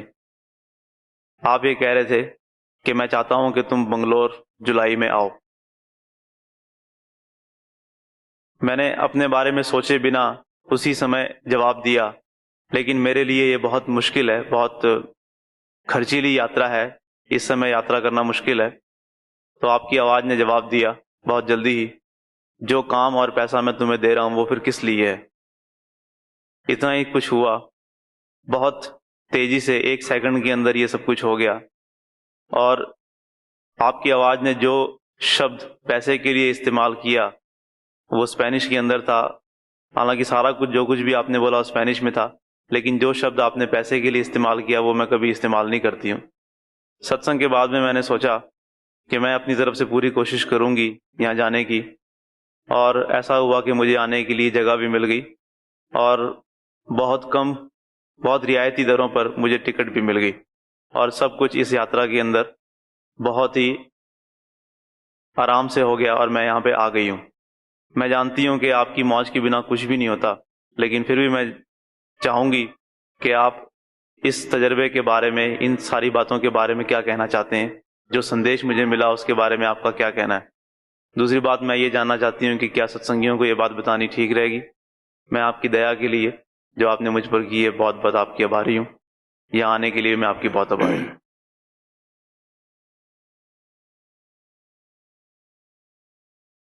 हाँ भाई, सब तो पहला तो क्षमा की याचना करते हैं, क्योंकि मैं कल सत्संग दे विच हाज़री नहीं लवा सकिया। संतां नूं संगत दिल जान से प्यारी हुंदी है। आशा करते हैं कि आप क्षमा करेंगे। हाँ भाई, जो सी अपना तजर्बा आम प्रेमियां नूं बताउने हैं, क्योंकि हर व्यक्ति का तजर्बा उसे वास्ते ही हुंदा है। कोई संकेत है तो उसे सत्संगी वास्ते ही हुंदा है। दूसरिਆਂ ਨੂੰ बताउण दे विच अगे वास्ते तजर्बे होने बंद हो जाते हैं। दूसरे उस चों कोई फायदा नहीं उठा सकते, क्योंकि हर व्यक्ति का मतलब ਆਪੋ ਆਪਣੇ ਖਿਆਲ ਹੁੰਦੇ ਹੈ, ਆਪੋ ਆਪਣਾ ਸੰਦੇਸ਼ ਹੁੰਦਾ ਹੈ। ਹਰ ਇੱਕ ਆਦਮੀ ਦਾ, ਹਰ ਸਤਸੰਗੀ ਦਾ ਗੁਰੂ ਪ੍ਰਤੀ ਆਪੋ ਆਪਣਾ ਆਭਾਰ ਹੁੰਦਾ ਹੈ। ਜਿਸ ਤਰ੍ਹਾਂ ਕੋਈ ਟੀਚਰ ਜ਼ਿਆਦਾ ਪੜ੍ਹਦਾ ਹੈ, ਜਿਸ ਤਰ੍ਹਾਂ ਕੋਈ ਬੱਚਾ ਜ਼ਿਆਦਾ ਪੜ੍ਹਦਾ ਹੈ, ਟੀਚਰ ਜ਼ਿਆਦਾ ਤਵੱਜੋ ਦਿੰਦਾ ਹੈ, ਇਸੇ ਤਰ੍ਹਾਂ ਕਈ ਦਫਾ ਸਾਡਾ ਮਨ ਟਿਕ ਜਾਂਦਾ ਹੈ, ਗੁਰੂ ਪ੍ਰਤੀ ਆਭਾਰ ਜ਼ਿਆਦਾ ਪ੍ਰਗਟ ਹੁੰਦਾ ਹੈ। ਉਹ ਗੁਰੂ ਦੇ ਅੰਦਰ ਜੋ ਜੀਵਤ ਭਗਵਾਨ, ਜੀਵਤ ਸ਼ਬਦ ਕੰਮ ਕਰਦਾ ਹੁੰਦਾ ਹੈ, ਉਹ ਕੋਈ ਬਾਹਰ ਨਹੀਂ ਹੁੰਦਾ ਗਾ, ਉਸੇ ਦੇ ਨਾਲ ਹੀ ਸਾਨੂੰ ਅੰਦਰ ਜੋੜਿਆ ਹੁੰਦਾ ਹੈ। ਕਈ ਦਫਾ ਜੋ ਅਸੀਂ ਸਵਾਲ ਕਰਦੇ ਹਾਂ ਉਸ ਦਾ ਜਵਾਬ ਅੰਦਰ ਸੇ ਹੀ ਆਉਂਦਾ ਹੈ ਔਰ ਉਹ ਜਵਾਬ ਸਹੀ ਹੁੰਦਾ ਹੈ। ਇਸੇ ਤਰ੍ਹਾਂ ਸਤਸੰਗ ਲੱਗਿਆ ਹੋਇਆ ਸੀਗਾ। ਇੱਕ ਲੜਕੀ ਮਹਾਰਾਜ ਸਾਵਣ ਸਿੰਘ ਦੇ ਅੱਗੇ ਉੱਠ ਕੇ ਕਹਿਣ ਲੱਗੀ ਕਿ ਮਹਾਰਾਜ ਜੀ, ਮੇਰਾ ਸਭ ਕੁਝ ਜਾਂਦਾ ਰਿਹਾ ਹੈ, ਮੈਂ ਇੱਕ ਸਤਸੰਗੀ ਨੂੰ ਸਭ ਕੁਝ ਦੱਸ ਦਿੱਤਾ ਕਿ ਮੈਂ ਅੰਦਰ ਕੀ ਦੇਖਦੀ ਹਾਂ। ਮਹਾਰਾਜ ਕਹਿਣ ਲੱਗੇ ਵੀ ਦੇਖ, ਕਿਸੇ ਭੈੜੀ ਸ਼ਕਲ ਵਾਲੇ ਨੂੰ ਤੂੰ ਸ਼ੀਸ਼ਾ ਦਿਖਾਓਗੇ, ਸ਼ਕਲ ਤਾਂ ਉਹਦੀ ਖੁਦ ਹੀ ਭੈੜੀ ਹੈ, ਉਹ ਸ਼ੀਸ਼ੇ ਨੂੰ ਤੋੜ ਦੇਵੇਗਾ, ਕਿਹਦਾ ਕਸੂਰ ਹੈ? ਸ਼ੀਸ਼ਾ ਦਿਖਾਉਣ ਵਾਲੇ ਦਾ ਹੈ। ਇਸੇ ਤਰ੍ਹਾਂ ਉਹ ਕਹਿਣ ਲੱਗੇ ਤੂੰ ਬੈਠ ਜਾ, ਅੱਗੇ ਵਾਸਤੇ ਨਾ ਦੱਸੀ। ਇੱਕ ਤਾਂ ਸੁਣ ਕੇ ਦੂਸਰਾ ਬੰਦਾ ਈਰਸ਼ਾ ਕਰਦਾ ਹੈ ਕਿ ਇਤਨੀ ਕਮਾਈ ਕਿਉਂ ਕਰਦਾ ਹੈ, ਜਾਂ ਇਸ ਦਾ ਗੁਰੂ ਪ੍ਰਤੀ ਇੰਨਾ ਆਭਾਰ ਕਿਉਂ ਹੈ, ਇਹ ਕਿਉਂ ਇਤਨਾ ਦੇਖ ਰਿਹਾ ਹੈ। ਔਰ ਸਾਡੇ ਨਜ਼ਾਰੇ ਜਿਹੜੇ ਹੈ ਬੰਦ ਹੋ ਜਾਂਦੇ ਹੈ। ਮੇਰਾ ਆਪਣਾ ਵੀ ਇਹ ਜਾਤੀ ਤਜਰਬਾ ਹੈ, ਮੇਰੇ ਪਾਸ ਵੀ ਐਸੇ ਬਹੁਤ ਸਾਰੇ ਸਤਸੰਗੀ ਆਉਂਦੇ ਹੈ ਜਿਹੜੇ ਕਹਿੰਦੇ ਹੈ ਕਿ ਜੀ ਜਦ ਮੈਂ ਫਲਾਨੀ ਯਾਤਰਾ ਵਿੱਚ ਆਇਆ ਉਦੋਂ ਬਹੁਤ ਅੱਛਾ ਤਜਰਬਾ ਸੀਗਾ, ਲੇਕਿਨ ਮੈਂ ਜਾ ਕੇ ਦੱਸ ਬੈਠਾ ਜਾਂ ਮੈਂ ਜਾ ਕੇ ਅਭਿਆਸ ਨਾ ਕੀਤਾ।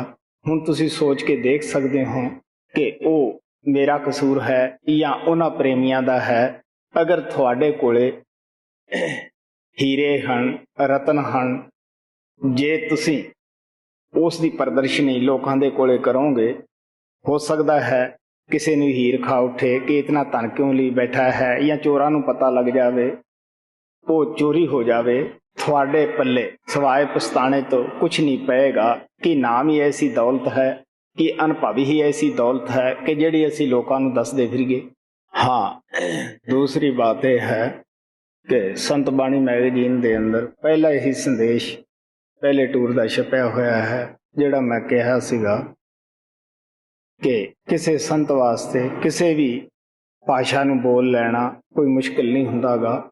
ਉਹਨਾਂ ਨੂੰ ਅੰਦਰੂਨੀ ਬੜਾ ਹੀ ਨੌਲੇਜ ਹੁੰਦਾ ਹੈ, ਲੇਕਿਨ ਸੰਸਾਰ ਵਿੱਚ ਆ ਕੇ ਉਹ ਕੁਦਰਤ ਦੇ ਨਿਯਮਾਂ ਮੁਤਾਬਕ ਆਪਣਾ ਜੀਵਨ ਬਤੀਤ ਕਰਦੇ ਹੈ। ਬਹੁਤ ਇੱਕ ਸ਼ਾਦਾ ਜਿੱਥੇ ਉਹ ਪੈਦਾ ਹੁੰਦੇ ਹੈ, ਲੇਕਿਨ ਉਹ ਪ੍ਰਦਰਸ਼ਨੀ ਇੱਥੇ ਆ ਕੇ ਨਹੀਂ ਕਰਦੇ ਕਿ ਅਸੀਂ ਇਹ ਕੁਛ ਹੈ। ਨਹੀਂ ਤਾਂ ਕਿਸੇ ਵੀ ਭਾਸ਼ਾ ਦੇ ਅੰਦਰ ਉਹਨਾਂ ਨੂੰ ਬਾਤ ਕਰਨੀ ਕੋਈ ਮੁਸ਼ਕਿਲ ਨਹੀਂ ਸੀ। ਮੈਂ ਇਹ ਵੀ ਉਹਦੇ ਵਿੱਚ ਲਿਖਿਆ ਹੋਇਆ ਹੈ, ਦੱਸਿਆ ਹੋਇਆ ਹੈ ਕਿ ਜਿੱਥੇ ਆਤਮਾ ਔਰ ਸ਼ਬਦ ਦੀ ਬਾਤ ਹੁੰਦੀ ਹੈ ਉੱਥੇ ਕਿਸੇ ਟਰਾਂਸਲੇਟਡ ਦੀ ਜ਼ਰੂਰਤ ਨਹੀਂ ਪੈਂਦੀਗੀ। ਔਰ ਸਾਡੇ ਪਾਸ ਕਈ ਪ੍ਰੇਮੀ ਦੱਸਦੇ ਹੈ, ਪੱਤਰ ਵੀ ਆਉਂਦੇ ਹੈ ਕਿ ਸਾਡੇ ਨਾਲ ਇੰਗਲਿਸ਼ ਵਿੱਚ ਬਾਤ ਕੀਤੀ, ਜਾਂ ਸਪੈਨਿਸ਼ ਵਾਲੇ ਸਪੈਨਿਸ਼ ਦੇ ਵਿੱਚ ਦੱਸਦੇ ਹੈ। ਇਹ ਸਾਡੀ ਕੋਈ ਕਰਾਮਾਤ ਨਹੀਂ, ਇਹ ਸਭ ਕੁਝ ਸਾਡੇ ਗੁਰੂ ਬਾਬਾ ਕਿਰਪਾਲ ਦੀ ਹੀ ਕਰਾਮਾਤ ਹੈ, ਉਸੇ ਦੀ ਹੀ ਦਇਆ ਹੈ ਜੋ ਪ੍ਰੇਮੀਆਂ ਦੀ ਭਾਸ਼ਾ ਦੇ ਵਿੱਚ ਜਾ ਕੇ ਸੰਦੇਸ਼ ਦਿੰਦਾ ਹੈ ਔਰ ਦੱਸ ਰਿਹਾ ਹੈ। ਹਾਂ ਭਾਈ, ਦੂਸਰੀ ਬਾਤ ਹੈ ਦਇਆ ਦੀ। ਦਇਆ ਦੀ ਧਾਰਾ ਹਮੇਸ਼ਾ ਹੀ ਸੰਤਾਂ ਦੀ ਤਰਫੋਂ ਜਾਰੀ ਰਹਿੰਦੀ ਹੈ। ਕੋਈ ਐਸਾ ਵਕਤ ਸੈਕਿੰਡ ਮਿੰਟ ਨਹੀਂ ਕਿ ਜਦ ਉਹਦੀ ਧਾਰਾ ਜਾਰੀ ਨਾ ਹੋਵੇ। ਸਵਾਲ ਹੈ ਕਿ ਸਾਡਾ ਪ੍ਰਾਪਤ ਕਰਨ ਦਾ, ਕਿ ਅਸੀਂ ਉਸ ਦਇਆ ਨੂੰ ਕਿਤਨਾ ਪ੍ਰਾਪਤ ਕਰਦੇ ਹਾਂ। 25 ਸਾਲ ਸਾਡੇ ਸਤਿਗੁਰੂ ਮਹਾਰਾਜ ਕਿਰਪਾਲ ਸਿੰਘ ਕਹਿੰਦੇ ਰਹੇ ਕਿ ਵੀ ਦੇਣੇ ਵਾਲੇ ਦਾ ਕੀ ਕਸੂਰ ਹੈ, ਸਵਾਲ ਲੈਣ ਵਾਲੇ ਦਾ ਹੈ। ਪਿਆਰਿਓ, ਭਜਨ ਸਿਮਰਨ ਹੀ ਮੈਂ ਦੱਸਦਾ ਹੁੰਦਾ ਇੱਕ ਮਾਤਰ ਸਾਧਨ ਹੈ ਉਸ ਦਇਆ ਨੂੰ ਪ੍ਰਾਪਤ ਕਰਨ ਦਾ। ਹਰ ਵਿਅਕਤੀ ਦੇ ਵਕਤ ਲੇਖੇ ਵਿੱਚ ਹੈ, ਕਦ ਕਿੱਥੇ ਜਾਣਾ ਹੈ, ਕਿਸ ਤਰ੍ਹਾਂ ਜਾਣਾ ਹੈ, ਕਦ ਕਿਸੇ ਮਹਾਤਮਾ ਕੋਲੇ ਜਾਣਾ ਹੈ, ਕਦ ਨਾਮ ਪ੍ਰਾਪਤ ਕਰਨਾ ਹੈ, ਕਦ ਸਤਸੰਗ ਦੇ ਅੰਦਰ ਜਾਣਾ ਹੈ। ਅਗਰ ਐਸੇ ਮੌਕੇ ਜਦ ਮਨ ਸ਼ਾਂਤ ਹੁੰਦਾ ਹੈ, ਗੁਰੂ ਦੇ ਖਿਆਲ ਉੱਠਦੇ ਹੈ, ਗੁਰੂ ਪ੍ਰਤੀ ਆਭਾਰ ਦਿਲ ਦੇ ਅੰਦਰ ਪੈਦਾ ਹੁੰਦਾ ਹੈ, ਐਸੇ ਮੌਕੇ ਅਗਰ ਅਸੀਂ ਅਭਿਆਸ ਦੇ ਅੰਦਰ ਬੈਠ ਜਾਈਏ, ਸਾਡੀ ਸੁਰਤ ਨੂੰ ਵੀ ਉੱਪਰ ਜਾਣ ਦੇ ਵਿੱਚ ਮਦਦ ਮਿਲਦੀ ਹੈ। ਹੋਰ ਵੀ ਅਸੀਂ ਬਹੁਤ ਕੁਝ ਅੰਦਰੋਂ ਪ੍ਰਾਪਤ ਕਰ ਸਕਦੇ ਹਾਂ, ਗੁਰੂ ਤੋਂ ਸਪਸ਼ਟ ਸੰਕੇਤ ਲੈ ਸਕਦੇ ਹਾਂ, ਲੇਕਿਨ ਐਸੇ ਮੌਕੇ ਦਾ ਸਤਸੰਗੀ ਫਾਇਦਾ नहीं उठाता गा। दूसरा बात, हाँ महाराज जी, खान पान, शराब या नशा, इनकी बुरी आदत को किस तरह से तोड़ा जा सकता है, खास करके तब जबकि ये बहुत ज्यादा किसी व्यक्ति के ऊपर हावी हो जाए और वो व्यक्ति अपने आप को असहाय महसूस करता हो, सिमरन करने के बावजूद भी और गुरु की मधुर याद के बावजूद भी अगर वो इस आदत को ना छोड़ सके, अगर वो मदद के लिए चिल्लाए लेकिन फिर भी अपने आप को असहाय महसूस करे, तो उस हालत में ये आदत कैसे छोड़ी जा सकती है? हाँ भाई, जो लोग मन दे दास हुंदे है, मन अगे हथियार सुट चुके हुंदे है, नशा उन्हां दी ही पिछा नहीं छड़दा गा। कोई ऐसी चीज नहीं कि जिहड़ी इंसान दे कोले खुद आउंदी है, खुद इंसान ही उस नूं जाके जूझ करदा है। जिन्हां नूं अपनी सेहत नाल, अपने दिमाग नाल प्यार है, मुहब्बत है, वो भुल के भी नशा वरतदे नहींगे। महाराज सावण सिंह दा नाम लेवा शराब पींदा हुंदा सीगा। एक दिन कहण लग्या भी महाराज जी मैथों छुटदी नहीं। वो हस के कहण लगे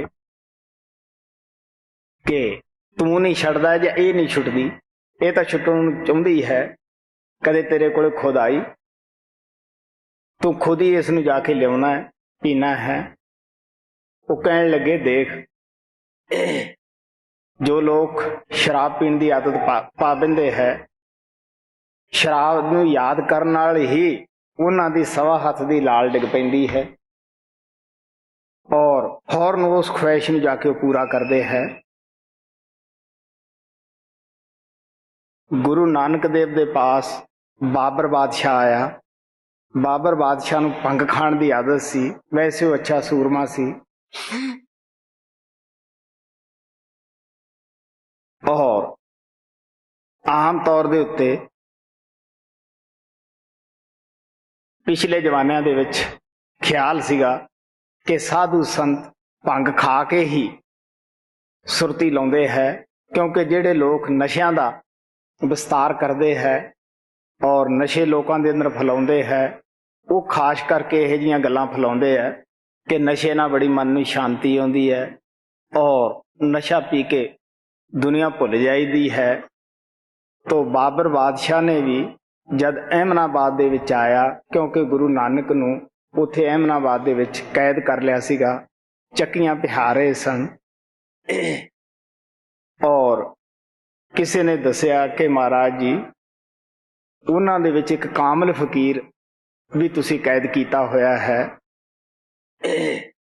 बाकी दियां चक्कियां जिन्नियां हन वो तां खुद ही चल रहीआं हन, वो तां बंदे फेर रहे है, लेकिन एक ऐसी चक्की भी है कि जिहड़ी सब नालों ज्यादा चलदी है और जिहड़ा वो फकीर है उहदियां अखां बंद है और वो हथ नाल भी गेड़ नहीं रहा, लेकिन चक्की बड़ी चल रही है। बाबर ने जाके खिमा मंगी, फिर सोचा कि मैं कीमती चीज इहनूं भंग देवां, ये सुरती शायद इहदी भंग नाल ही लगी है। वो कहने लगे जी आ लो तुसी, इस तो भी ज्यादा मस्ती आएगी। गुरु नानक हंस के कहने लगे देख भी बाबर, सानू जो नशा चढ़िया है, जिहड़ी असी भंग पीती है, वो नाम दी है। ये जिहड़ी तेरी भंग है, ये 2 घंटे का नशा है, 4 घंटे का नशा है। आखिर शरीर टुटेगा, रात का खाधा तड़के लह जाता है, हड्ड टुटदे है, होर खाना पैंदा है। जो नाम का नशा है वो ना दिने उतरे ना रात नूं। गुरु नानक कहंदे है ओस फीम अपंग उतर जाए प्रभात, नाम खुमारी नानका चढ़ी रहे दिन रात। दूसरा हिस्सा सवाल दा यह है कि सिमरन करन दे बावजूद भी ਕੋਸ਼ਿਸ਼ ਕਰਨ ਦੇ ਬਾਵਜੂਦ ਵੀ ਛੱਡ ਨਹੀਂ ਸਕਦੇ ਕਿ ਮਾਫ ਕਰਨਾ ਲਫ਼ਜ਼ ਕਰੜਾ ਹੈ। ਇਹ ਸਵਾਏ ਬਕਵਾਸ ਤੋਂ ਹੋਰ ਕੁਛ ਵੀ ਨਹੀਂਗਾ। ਸਿਮਰਨ ਦੀ ਅਹਿਮੀਅਤ ਦਾ ਗਿਆਨ ਹੀ ਨਹੀਂਗਾ ਐਸੇ ਬੰਦੇ ਨੂੰ ਕਿ ਸਿਮਰਨ ਕੀ ਚੀਜ਼ ਹੈ, ਨਾਮ ਕੀ ਚੀਜ਼ ਹੈ। ਅਗਰ ਅਸੀਂ ਸਿਮਰਨ ਕਰੀਏ ਇਮਾਨਦਾਰੀ ਨਾਲ, ਨਾਮ ਜਪੀਏ, ਜਿੰਨਾ ਨਾਮ ਦੇ ਵਿੱਚ ਨਸ਼ਾ ਹੈ, ਸਿਮਰਨ ਦੇ ਵਿੱਚ ਨਸ਼ਾ ਹੈ, ਆਪਣੇ ਆਪ ਹੀ ਤੁਹਾਥੋਂ ਨਸ਼ੇ ਛੁੱਟ ਜਾਣਗੇ। ਨਸ਼ੇ ਦੀ ਤਰਫ ਤੁਸੀਂ ਝਾਕ ਹੀ ਨਹੀਂ ਸਕਦੇਗੇ। ਇਹ ਅਸੀਂ ਆਪਣੇ ਆਪ ਨਾਲ ਵੀ ਧੋਖਾ ਕਰਦੇ ਹਾਂ ਕਿ ਅਸੀਂ ਜੀ ਸਿਮਰਨ ਕਰਨ ਦੇ ਬਾਵਜੂਦ ਵੀ ਛੱਡ ਨਹੀਂ ਸਕਦੇਗੇ। ਜਿਹੜੇ ਹੋਰ ਪ੍ਰੇਮੀ ਸੁਣਦੇ ਆ ਉਹ ਵੀ ਧੋਖੇ ਵਿੱਚ ਪੈ ਜਾਂਦੇ ਹੈ ਕਿ ਸ਼ਾਇਦ ਸਿਮਰਨ ਦੇ ਅੰਦਰ ਕੋਈ ਤਾਕਤ ਨਹੀਂ ਪਿਆਰਿਓ, ਅਸੀਂ ਸਿਮਰਨ ਕਰਦੇ ਹੀ ਨਹੀਂ, ਛੱਡਣ ਦੀ ਅਸੀਂ ਕੋਸ਼ਿਸ਼ ਹੀ ਨਹੀਂ ਕਰਦੇਗੇ।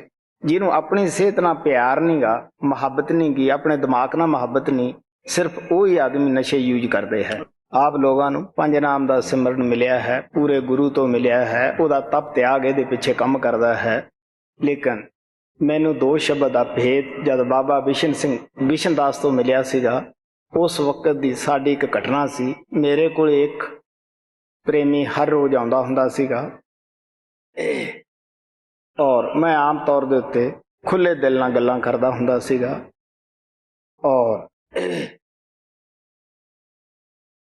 ਜੋ ਕਿਤਾਬ ਮਿਸਟਰ ਉਬਰਾਏ ਦੀ ਲਿਖੀ ਹੋਈ ਹੈ, ਸੁੰਦਰਦਾਸ ਦਾ ਜ਼ਿਕਰ ਆਉਂਦਾ ਹੈ, ਉਹਦੇ ਨਾਲ ਮੇਰੀਆਂ ਵੱਧ ਤੋਂ ਵੱਧ ਦਿਲਚਸਪ ਦੀਆਂ ਗੱਲਾਂ ਆਮ ਤੌਰ ਤੇ ਰਾਤ ਨੂੰ ਹੁੰਦੀਆਂ ਸਨ। ਮੈਂ ਸੁੰਦਰਦਾਸ ਦੇ ਨਾਲ ਕੋਈ ਐਸੀਆਂ ਹੀ ਗੱਲਾਂ ਪਰਮਾਰਥ ਦੀਆਂ ਕਰ ਰਿਹਾ ਸੀਗਾ ਜਿਸ ਦਾ ਕਿ ਇਹ ਸਬੂਤ ਮਿਲ ਰਿਹਾ ਸੀ ਕਿ ਬੜਾ ਹੀ ਨਸ਼ਾ ਇਸ ਨੇ ਵਰਤਿਆ ਹੋਇਆ ਹੈ।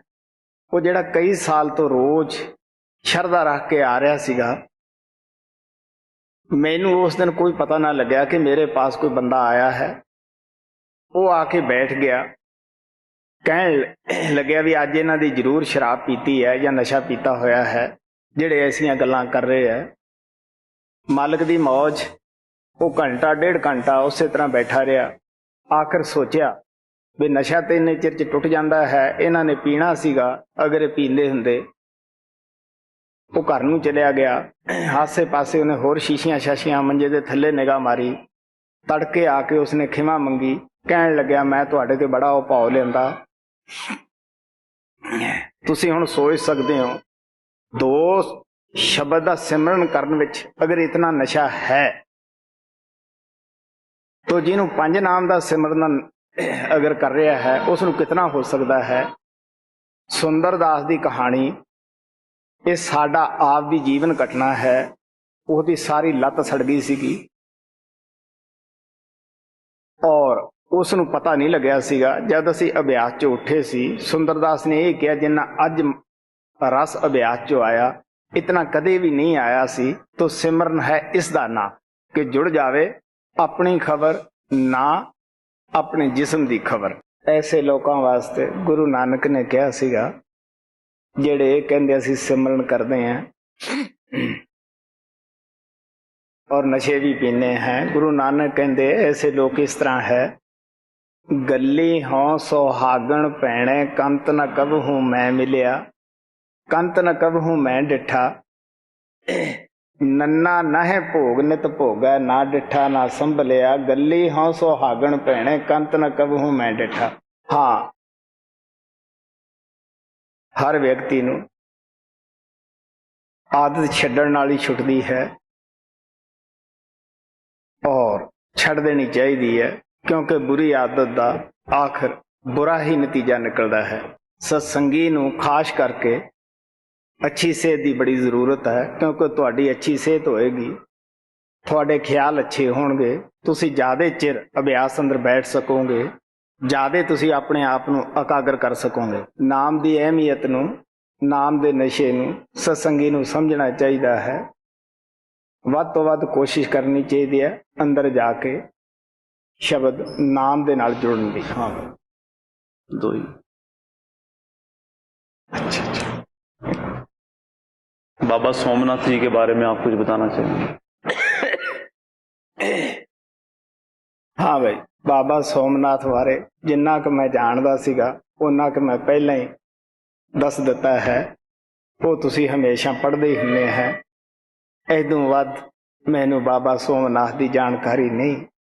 ਜਿਹਨੇ ਉਹਨਾਂ ਦੇ ਸ਼ਬਦ ਰੂਪ ਦੀ ਜਾਣਕਾਰੀ ਪ੍ਰਾਪਤ ਕਰਨੀ ਹੈ, ਜਾਂ ਸਤਿਗੁਰੂ ਸਾਵਣ ਕਿਰਪਾਲ ਦਾ ਉਹਨਾਂ ਨਾਲ ਕੀ ਰਿਸ਼ਤਾ ਸੀਗਾ, ਉਸ ਪ੍ਰੇਮੀ ਨੂੰ ਖੁਦ ਹੀ ਅੰਦਰ ਜਾ ਕੇ ਜਾਣਕਾਰੀ ਪ੍ਰਾਪਤ ਕਰਨੀ ਚਾਹੀਦੀ ਹੈ।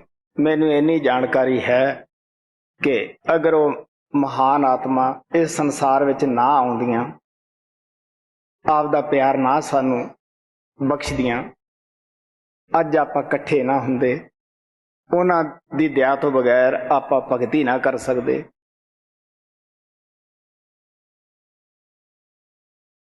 आपने ये कहा था कि गुरु अपनी एक झलक से, एक निगाह से लाखों को तार देता है, और ऐसा क्यों है कि दुनिया के अंदर बहुत कम गिनती के लोग हैं हमारे जैसे, जो कि आपकी संगत में आए हैं और जिनको ये मौका मिला हुआ है। उन लोगों का क्या हशर है जो हमारे जान पहचान वाले हैं, जो अच्छे लोग हैं, लेकिन उनको आपकी कोई जानकारी नहीं है, वो आपको नहीं मानते हैं। तो उन लोगों के लिए क्या उम्मीद है?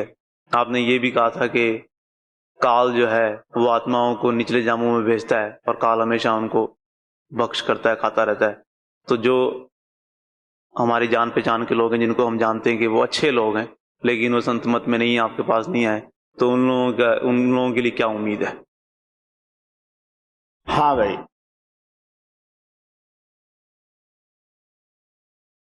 ਇਹ ਕਬੀਰ ਸਾਹਿਬ ਦੇ ਅਨੁਰਾਗ ਸਾਗਰ ਦੇ ਵਿੱਚ ਲਿਖਿਆ ਹੈ, ਜੋ ਕਿ ਕਾਲ ਔਰ ਦਿਆਲ ਦਾ ਭੇਦ ਹੈ। ਆਪ ਉੱਥੇ ਵੀ ਪੜ੍ਹ ਕੇ ਤਸੱਲੀ ਕਰ ਸਕਦੇ ਹੋ। ਹਰ ਆਤਮਾ ਦਾ ਵਕਤ ਮੁਕਰਰ ਹੈ ਕਿ ਇਹਨੇ ਕਦ ਸੰਤਾਂ ਦੇ ਪਾਸ ਜਾਣਾ ਹੈ, ਕਦ ਇਹਨੂੰ ਨਾਮ ਪ੍ਰਾਪਤ ਹੋਣਾ ਹੈ। ਜੈਸੇ ਦੁੱਖ ਸੁੱਖ, ਅਮੀਰੀ ਗਰੀਬੀ ਅਸੀਂ ਕਰਮਾਂ ਦੇ ਮੁਤਾਬਕ ਭੋਗਦੇ ਹਾਂ। ਕੁਦਰਤ ਦਾ ਨਿਯਮ ਹੈ, ਦਿਨ ਰਾਤ ਬਗੈਰ ਕਿਸੇ ਦੀ ਹਰਕਤ ਤੋਂ, ਮਦਦ ਤੋਂ ਆਪਣੇ ਆਪ ਹੀ ਉਗਦਾ ਔਰ ਰਾਤ ਆਉਂਦੀ ਹੈ। ਇਸੇ ਤਰ੍ਹਾਂ ਹਰ ਜੀਵ ਦਾ ਟਾਈਮ ਮੁਕਰਰ ਹੈ ਕਿ ਕਦ ਇਹਨੇ ਨਾਮ ਪ੍ਰਾਪਤ ਕਰਨਾ ਹੈ, ਕਦ ਇਹਨੇ ਇਸ ਸੰਸਾਰ ਦੇ ਵਿੱਚੋਂ ਜੰਮਣਾ ਮਰਨਾ ਸਮਾਪਤ ਕਰਨਾ ਹੈ। ਮੈਂ ਹਰਨਾਮ ਸਿੰਘ ਦੀ ਕਹਾਣੀ ਕਈ ਦਫਾ ਦੱਸ ਚੁੱਕਿਆ ਹਾਂ ਕਿ ਉਹਨੂੰ ਨਾਮ ਨਹੀਂ ਸੀਗਾ। ਮੇਰੇ ਪਿੰਡ ਤੋਂ 50 ਮੀਲ ਦੂਰ ਮਹਾਰਾਜ ਕਿਰਪਾਲ ਦੇ ਦਰਸ਼ਨ ਹੋਏ ਸੀ। ਹਾਲਾਂਕਿ ਉਹ ਕਾਰ ਦੇ ਵਿੱਚ ਤੇਜ਼ ਦੌੜਾਈ ਜਾ ਰਹੇ ਸੀਗੇ। तो हरनाम नीची जाति का आदमी सी, नशे वगैरह भी इस्तेमाल करता सी। वो दर्शन मनमोहना उन्हें जब नमस्कार की अखां च वस गया। बिल्कुल उन्हें बगैर किसी दे किया नशे नहीं वरते, भरोसा लियांदा। वो शक्ल अखां दे विचों ना निकली। वो शक्ल का मेरे को जिक्र किया कि इस तरह की शक्ल का आदमी कार विच जांदा सी, और मैनू ऐसे महसूस हुंदा है कि जिस तरह वो मेरे साथ फिर रहा है। हुण तुसीं देख सकते हो उन्हें अपना कितना सुधार किया और उस प्यार भरी शक्ल नूं अखां दे अगे रखिया। और आखिर मेरे खेत दे अंदर हरनाम सिंह हाड़ी कटदे कटदे नूं महाराज जी आए और ਉਹਦਾ लड़का भज के मेरे पास आया, कहन लग्या मेरे पिता नूं पता नहीं की होया। मैं गया, वो लुट गया सीगा। मैं उसनूं प्यार नाल आपदे पट ते सिर रखिया, क्यों भी हरनाम सिंह की गल है। हालांकि 40-50 आदमी होर भी मजदूर काम करते सन। वो कहन लग्या मैं जिसदा तुहाडे कोल जिक्र करिया सीगा अज तो पहला, ਉਹੀ ਤਾਕत बड़ा सोहना हवाई जहाज है जिहदे उत्ते लैण वास्ते मैनू आई है। 1 साल बाद वो इत्थे आपदे पास भी आएगा। हुण तुसीं सोच के देख सकते हो, अगर हरनाम वाली तकनी या हरनाम वालियां अखां होर भी आदमी अगर बना लैंदा तो महाराज किरपाल नूं अगर एक हरनाम नूं तार सकदा है, उत्थे होर लखां नूं भी तार सकदा सीगा। मैं जद दिल्ली आउणा है 500 किलोमीटर का सफर करते हैं। कई तलाशी लैन वाले भी मिलते हैं, ਕਈ ਨਿਮਸ਼ਕਾਰ ਕਰਨ ਵਾਲੇ ਵੀ ਉਹਨਾਂ ਦੇ ਵਿੱਚੋਂ ਹੀ ਮਿਲਦੇ ਹੈ। ਇਹ ਹੁਣ ਆਪੋ ਆਪਣੇ ਬਰਤਨ ਦਾ ਸਵਾਲ ਹੈ। ਹੁਣ ਨਾ ਤਾਂ ਅਸੀਂ ਉਹਨਾਂ ਨੂੰ ਹੀ ਦੱਸਦੇ ਹਾਂ ਜਿਹੜੇ ਤਲਾਸ਼ੀ ਲੈਂਦੇ ਆ ਵੀ ਅਸੀਂ ਕੋਈ ਠੱਗ ਚੋਰ ਹੈ ਜਾਂ ਬਦਮਾਸ਼ ਹੈ, ਨਾ ਅਸੀਂ ਦੂਸਰੇ ਨੂੰ ਹੀ ਦੱਸਦੇ ਹਾਂ, ਹਾਲਾਂਕਿ ਉਹਨਾਂ ਦੇ ਸਾਥ ਹੀ ਉਹ ਨੌਕਰ ਹੁੰਦਾ ਹੈ ਵੀ ਅਸੀਂ ਸ਼ਰੀਫ ਆਦਮੀ ਹੈ। ਇਹ ਤਾਂ ਹੁਣ ਆਪੋ ਆਪਣਾ ਬਰਤਨ ਹੈ, ਆਪੋ ਆਪਣਾ ਖਿਆਲ ਹੈ, ਆਪੋ ਆਪਣੀ ਆਤਮਾ ਦਾ ਸ਼ੀਸ਼ਾ ਹੈ। ਔਰ ਮੈਂ ਖੁਦ ਇੱਕ ਆਪਣੀ ਜੀਵਨ ਘਟਨਾ ਦੱਸਦਾ ਹੁੰਦਾ। ਜਦ ਆਪਣੀ ਜੀਪ ਹੁੰਦੀ ਸੀਗੀ, ਮੈਂ ਦਿੱਲੀ ਤੋਂ ਰਾਜਸਥਾਨ ਨੂੰ ਜੀਪ ਤੇ ਜਾ ਰਿਹਾ ਸੀਗਾ। ਸਰਸੇ ਕੁਛ ਬਰਫ਼ ਲੈਣ ਦਾ ਵਿਚਾਰ ਹੋਇਆ ਵੀ ਗਰਮੀ ਜ਼ਿਆਦਾ ਹੈ। ਜੋ ਮੇਰੇ ਸਾਥ ਸਨ ਉਹ ਬਰਫ਼ ਲੈਣ ਚਲੇ ਗਏ। ਬਾਜ਼ਾਰ ਦੇ ਵਿੱਚ ਆਮ ਆਦਮੀ ਲੰਘੇ ਜਾ ਰਹੇ ਸੀਗੇ। ਜਿਹੜੇ ਲੰਘੇ ਜਾ ਰਹੇ ਸੀ ਨਾ ਤਾਂ ਕੋਈ ਨਿਮਸ਼ਕਾਰ ਕਰਦੇ ਸਨ, ਨਾ ਉਹ ਮੇਰੀ ਤਰਫ ਕੋਈ ਤਵੱਜੋ ਹੀ ਸੀ। ਇੱਕ ਕਾਫੀ ਦੂਰ ਦੁਕਾਨ ਤੇ ਬੈਠਾ ਸੀਗਾ। ਉਹ ਉੱਥੋਂ ਉੱਠ ਕੇ ਆਇਆ, ਮੈਨੂੰ ਕਹਿਣ ਲੱਗਿਆ ਤੁਸੀਂ ਕਿੱਥੇ ਜਾਣਾ ਹੈ, ਕੌਣ ਹੋ ਤੁਸੀਂ? ਮੈਨੂੰ ਤੁਹਾਡੀ ਸ਼ਕਲ ਨੇ ਖਿੱਚਿਆ ਇੱਥੇ। ਮੈਂ ਜਾਣਕਾਰੀ ਵਾਸਤੇ ਉਸ ਨੂੰ ਮੈਗਜ਼ੀਨ ਦਿੱਤੀ ਜ਼ਿਆਦਾ ਗੱਲਾਂ ਕਰਨ ਨਾਲੋਂ। ਇਹ ਹੁਣ ਤੁਸੀਂ ਦੇਖ ਸਕਦੇ ਹੋ ਕਿ ਮੇਰੇ ਕੋਲ ਕਿਹੜਾ ਮੈਗਨੇਟ ਸੀ ਉਸ ਨੂੰ ਖਿੱਚਣ ਦਾ। ਔਰ ਜਿਹੜੇ ਕੋਲ ਦੀ ਜਾ ਰਹੇ ਸੀਗੇ ਉਹਨਾਂ ਨੂੰ ਮੈਂ ਕਿਹੜਾ ਦੂਰ ਕਰਦਾ ਸੀਗਾ। ਲੇਕਿਨ ਨਹੀਂ, ਇਹ ਆਤਮਾ ਦਾ ਸਵਾਲ ਹੈ। ਅੱਛੀ ਆਤਮਾ ਨੂੰ ਸ਼ਬਦ ਆਪਣੇ ਆਪ ਹੀ ਕਸ਼ਿਸ਼ ਪ੍ਰਦਾਨ ਕਰਦਾ ਹੈ। ਅੱਖ ਦੀ ਮਹਾਨਤਾ ਵਾਸਤੇ ਸਭ ਸੰਤਾਂ ਨੇ ਬਿਆਨ ਕੀਤਾ ਹੈ, ਬੜੀ ਮਹਾਨਤਾ ਦੱਸੀ ਹੈ। ਸਾਡੇ ਸਤਿਗੁਰੂ ਮਹਾਰਾਜ ਕਿਰਪਾਲ ਕਹਿੰਦੇ ਹੁੰਦੇ ਸੀ, ਅੱਖ ਹੀ ਅੱਖ ਨੂੰ ਦਿੰਦੀ ਹੈ। ਗੁਰੂ ਨਾਨਕ ਨੇ ਵੀ ਕਿਹਾ ਹੈ, ਏਕ ਦ੍ਰਿਸ਼ਟ ਤਾਰੇ ਗੁਰਪੂਰਾ। ਲੇਕਿਨ ਅਸੀਂ ਜੀਵ ਅੰਦਰ ਨਹੀਂ ਜਾਂਦੇ। ਅਗਰ ਅੰਦਰ ਜਾਂਦੇ ਹੋਈਏ ਤਾਂ ਸਾਨੂੰ ਪਤਾ ਲੱਗੇ ਕਿ ਸੰਤਾਂ ਦੀ ਦ੍ਰਿਸ਼ਟੀ ਦੇ ਵਿੱਚ ਕਿਤਨੇ ਫਾਇਦੇ ਹੈ ਔਰ ਸਾਡੇ ਕਿੰਨੇ ਕਰਮ ਕੱਟੀਦੇ ਹੈ। ਲੇਕਿਨ ਸਾਨੂੰ ਪਤਾ ਨਹੀਂਗਾ ਬਈ ਸਾਡੀ ਕਿੰਨੀ ਸਫਾਈ ਹੋ ਰਹੀ ਹੈ, ਕਿੰਨੇ ਅਸੀਂ ਮਾਲਕ ਦੇ ਨੇੜੇ ਹੋ ਰਹੇ ਹਾਂ। ਮੈਂ ਦੱਸਦਾ ਹੁੰਦਾ ਕਿ ਨੈਣ ਲਲਾਰੀ ਨੈਣ ਕਸੁੰਭਾ, ਨੈਣ ਨੈਣਾ ਨੂੰ ਰੰਗ ਦੇ। ਇੱਕ ਨੈਣ ਨੈਣਾ ਦੀ ਕਰਨ ਮਜ਼ਦੂਰੀ ਤੇ ਮਿਹਨਤ ਮੂਲ ਨਹੀਂ ਮੰਗਦੇ।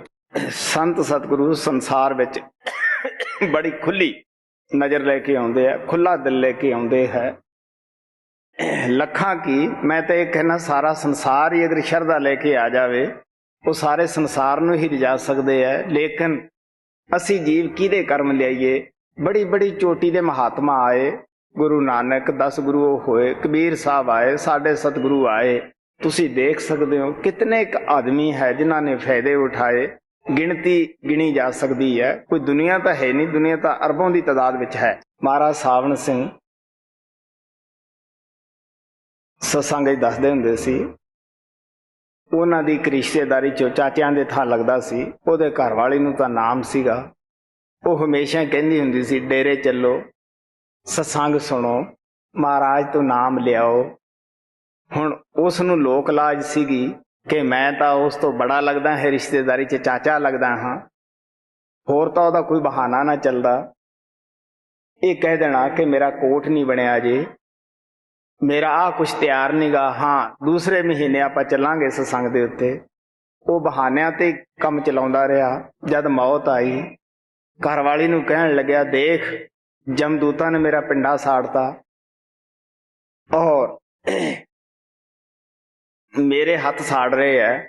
ਉਹ ਕਹਿੰਦੀ, ਦੇਖ ਮੈਂ ਤੈਨੂੰ ਕਿਤਨਾ ਕਹਿ ਰਹੀ ਸਾਂ, ਇਹਨਾਂ ਤੋਂ ਬਚਾਉਣ ਵਾਲੇ ਪਾਸ ਤੂੰ ਕਦੇ ਗਿਆ? ਕਿਉਂਕਿ ਉਹ ਘਰ ਵਾਲੀ ਨਾਮ ਲੇਵਾ ਸੀ। ਹੁਣ ਤੁਸੀਂ ਸੋਚ ਸਕਦੇ ਹੋ ਕਿ ਰਿਸ਼ਤੇਦਾਰ ਤਾਂ ਸਾਡੇ ਸਾਰਿਆਂ ਦੇ ਹੀ ਹੁੰਦੇ ਆ। ਜਦ ਪਤਨੀ ਦੇ ਆਖੇ ਪਤੀ ਨਾ ਲੱਗੇ, ਬਾਕੀ ਕਿਹੜਾ ਲੱਗੇਗਾ? 1 ਸਾਲ ਹੋਇਆ, ਜੁਲਾਈ ਦਾ ਵਾਕਿਆ ਹੈ। ਮੇਰਾ ਸਕਾ ਭਾਈ ਸੀ, ਉਹ ਸਦਾ ਹੀ ਮਹਾਰਾਜ ਕਿਰਪਾਲ ਤੋਂ ਔਰ ਬਾਬਾ ਬਿਸ਼ਨ ਦਾਸ ਦੇ ਖਿਲਾਫ ਰਿਹਾ। ਮੈਂ ਹਮੇਸ਼ਾ ਕੋਸ਼ਿਸ਼ ਕੀਤੀ ਪਹਿਲਾਂ ਬਾਬਾ ਬਿਸ਼ਨ ਦਾਸ ਦੇ ਮੁਤਲਕ ਭਰੋਸਾ ਦਿਵਾਉਣ ਦੀ, ਉਹਨੇ ਮੈਨੂੰ ਹਟਾਉਣ ਦੀ ਕੋਸ਼ਿਸ਼ ਕੀਤੀ। ਆਖਰ ਮਹਾਰਾਜ ਕਿਰਪਾਲ ਵੇਲੇ ਬੜਾ ਸਾਡਾ ਸੰਘਰਸ਼ ਚੱਲਿਆ। ਅਸੀਂ ਕਦੇ ਵੀ ਪਿਆਰ ਨਾਲ ਬੈਠਦੇ ਨਹੀਂ ਸੀ, ਸਾਡੀ ਬਣਦੀ ਨਹੀਂ ਸੀ। ਕਿਉਂ ਨਹੀਂ ਬਣਦੀ ਸੀ? ਕਿ ਮੈਂ ਪਰਮਾਰਥ ਦੀ ਗੱਲ ਕਰਦਾ, ਉਹ ਸੁਣਨ ਵਾਸਤੇ ਤਿਆਰ ਨਹੀਂ ਸੀ। ਲੇਕਿਨ ਪਿਛਲੇ ਸਾਲ ਜੁਲਾਈ ਦੇ ਅੰਦਰ ਦਾ ਵਾਕਿਆ ਹੈ। ਉਹ ਬਾਹਰੋਂ ਤੁਰਿਆ ਆਉਂਦਾ ਹੈ, ਬਿਲਕੁਲ ਬਿਮਾਰ ਨਹੀਂ।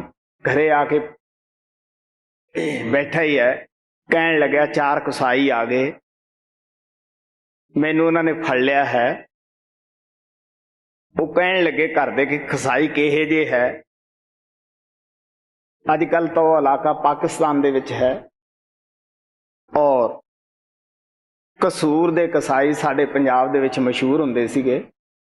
ਉਹ ਕਹਿਣ ਲੱਗਿਆ ਕਿ ਜਿਹੇ ਜੀ ਕਸੂਰ ਦੇ ਕਸਾਈਆਂ ਦੀ ਸ਼ਕਲ ਹੈ ਇਹ ਸ਼ਕਲ ਦੇ ਹੈ। ਬੜੀ ਜਲਦੀ ਹੀ ਕਹਿਣ ਲੱਗਿਆ ਕਿ ਮਹਾਰਾਜ ਕਿਰਪਾਲ ਆ ਗਏ ਹੈ, ਮੈਨੂੰ ਛੁਡਾ ਲਿਆ ਹੈ ਔਰ ਕਦੇ ਦਾ ਸੁੱਤਾ ਪਿਆ। ਹੁਣ ਤੁਸੀਂ ਦੇਖ ਸਕਦੇ ਹੋ ਬਿਮਾਰ ਹੋ ਕੇ ਨਹੀਂ ਗੁਜ਼ਰਿਆ ਹੋ। ਔਰ ਜਦ ਕਸਾਈਆਂ ਨੇ ਪਕੜਿਆ ਤਦ ਵੀ ਉਹਨੇ ਦੱਸਿਆ, ਜਦ ਛੁਡਾਇਆ ਤਦ ਵੀ ਦੱਸਿਆ। ਆਖਰ ਆਪਦੀ ਫੈਮਿਲੀ ਨੂੰ ਕਹਿਣ ਲੱਗਿਆ ਦੇਖੋ ਬਈ ਮੈਥੋਂ ਤਾਂ ਜੋ ਗਲਤੀ ਹੋਈ ਤੁਸੀਂ ਨਾਮ ਤੋਂ ਬਗੈਰ ਨਾ ਰਹੋ। ਉਹ ਬੜੀ ਜਲਦੀ ਆ ਕੇ ਫੈਮਿਲੀ ਨਾਮ ਲੈ ਗਈ ਹੈ। ਜੋ ਮਜ਼ਬੂਤ ਸਤਸੰਗੀ ਹਨ, ਭਰੋਸੇ ਵਾਲੇ ਹਨ, ਬੇਸ਼ੱਕ ਉਹਨਾਂ ਦੇ ਰਿਸ਼ਤੇਦਾਰ ਉਹਨਾਂ ਦੀ ਬਾਤ ਨੂੰ ਸੁਣਨ ਵਾਸਤੇ ਵੀ ਤਿਆਰ ਨੇ, ਵਿਰੋਧਤਾ ਕਰਦੇ ਹੈ।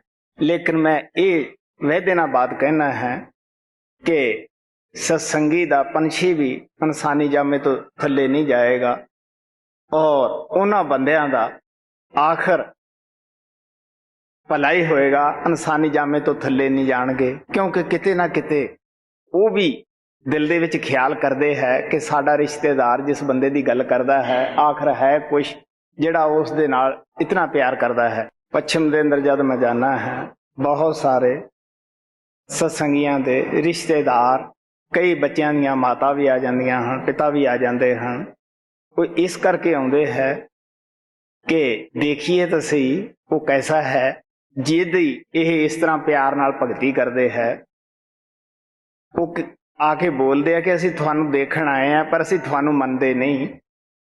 ਹੁਣ ਤੁਸੀਂ ਸੋਚ ਕੇ ਦੇਖ ਸਕਦੇ ਹੋ ਕਿ ਭਾਵੇਂ ਉਹਨਾਂ ਦੀ ਉਹ ਕੈਸੀ ਬੋਲਬਾਣੀ ਸੀ, ਆਖਰ ਉਹਨਾਂ ਨੂੰ ਆਉਣਾ ਪਿਆ। ਕਿ ਤੁਸੀਂ ਸਮਝਦੇ ਹੋ ਕਿ ਉਹ ਸੋਭਤ ਦਾ ਉਹਨਾਂ ਨੂੰ ਅਸਰ ਨਹੀਂ ਹੋਏਗਾ? ਮੈਂ ਕੋਈ ਬੁਰਾ ਨਹੀਂ ਮਨਾਉਂਦਾ ਹੁੰਦਾ ਉਹਨਾਂ ਦਾ, ਮੈਂ ਕਹਿਣਾ ਹੁੰਦਾ ਨਹੀਂ ਕੋਈ ਗੱਲ ਨਹੀਂ, ਤੁਸੀਂ ਨਹੀਂ ਮੰਨਦੇ ਹੋ ਤਾਂ ਅਸੀਂ ਤਾਂ ਆਤਮਾ ਕਰਕੇ ਤੁਹਾਨੂੰ ਮੰਨਦੇ ਹਾਂ। ਸਤਸੰਗੀ ਨੂੰ ਮਜ਼ਬੂਤ ਰਹਿਣਾ ਚਾਹੀਦਾ ਹੈ। ਸਤਸੰਗੀ ਆਪ ਤਰ ਜਾਂਦਾ ਹੈ, ਆਪਣੀ ਕੁੱਲ ਨੂੰ ਤਾਰ ਲੈਂਦਾ ਹੈ, ਪਿਤਰਾਂ ਨੂੰ ਵੀ ਤਾਰ ਲੈਂਦਾ ਹੈ। ਮਹਾਰਾਜ ਸਾਵਣ ਸਿੰਘ ਕਹਿੰਦੇ ਹੁੰਦੇ ਸੀਗੇ ਮਾਮੂਲੀ ਤੋਂ ਮਾਮੂਲੀ ਸਤਸੰਗੀ ਦੀ ਕੁੱਲ ਤਰ ਜਾਂਦੀ ਹੈ, ਆਲਾ ਦਰਜੇ ਦੇ ਸਤਸੰਗੀ ਦੀਆਂ ਕਈ ਕੁਲਾਂ ਤਰ ਜਾਂਦੀਆਂ ਹਨ।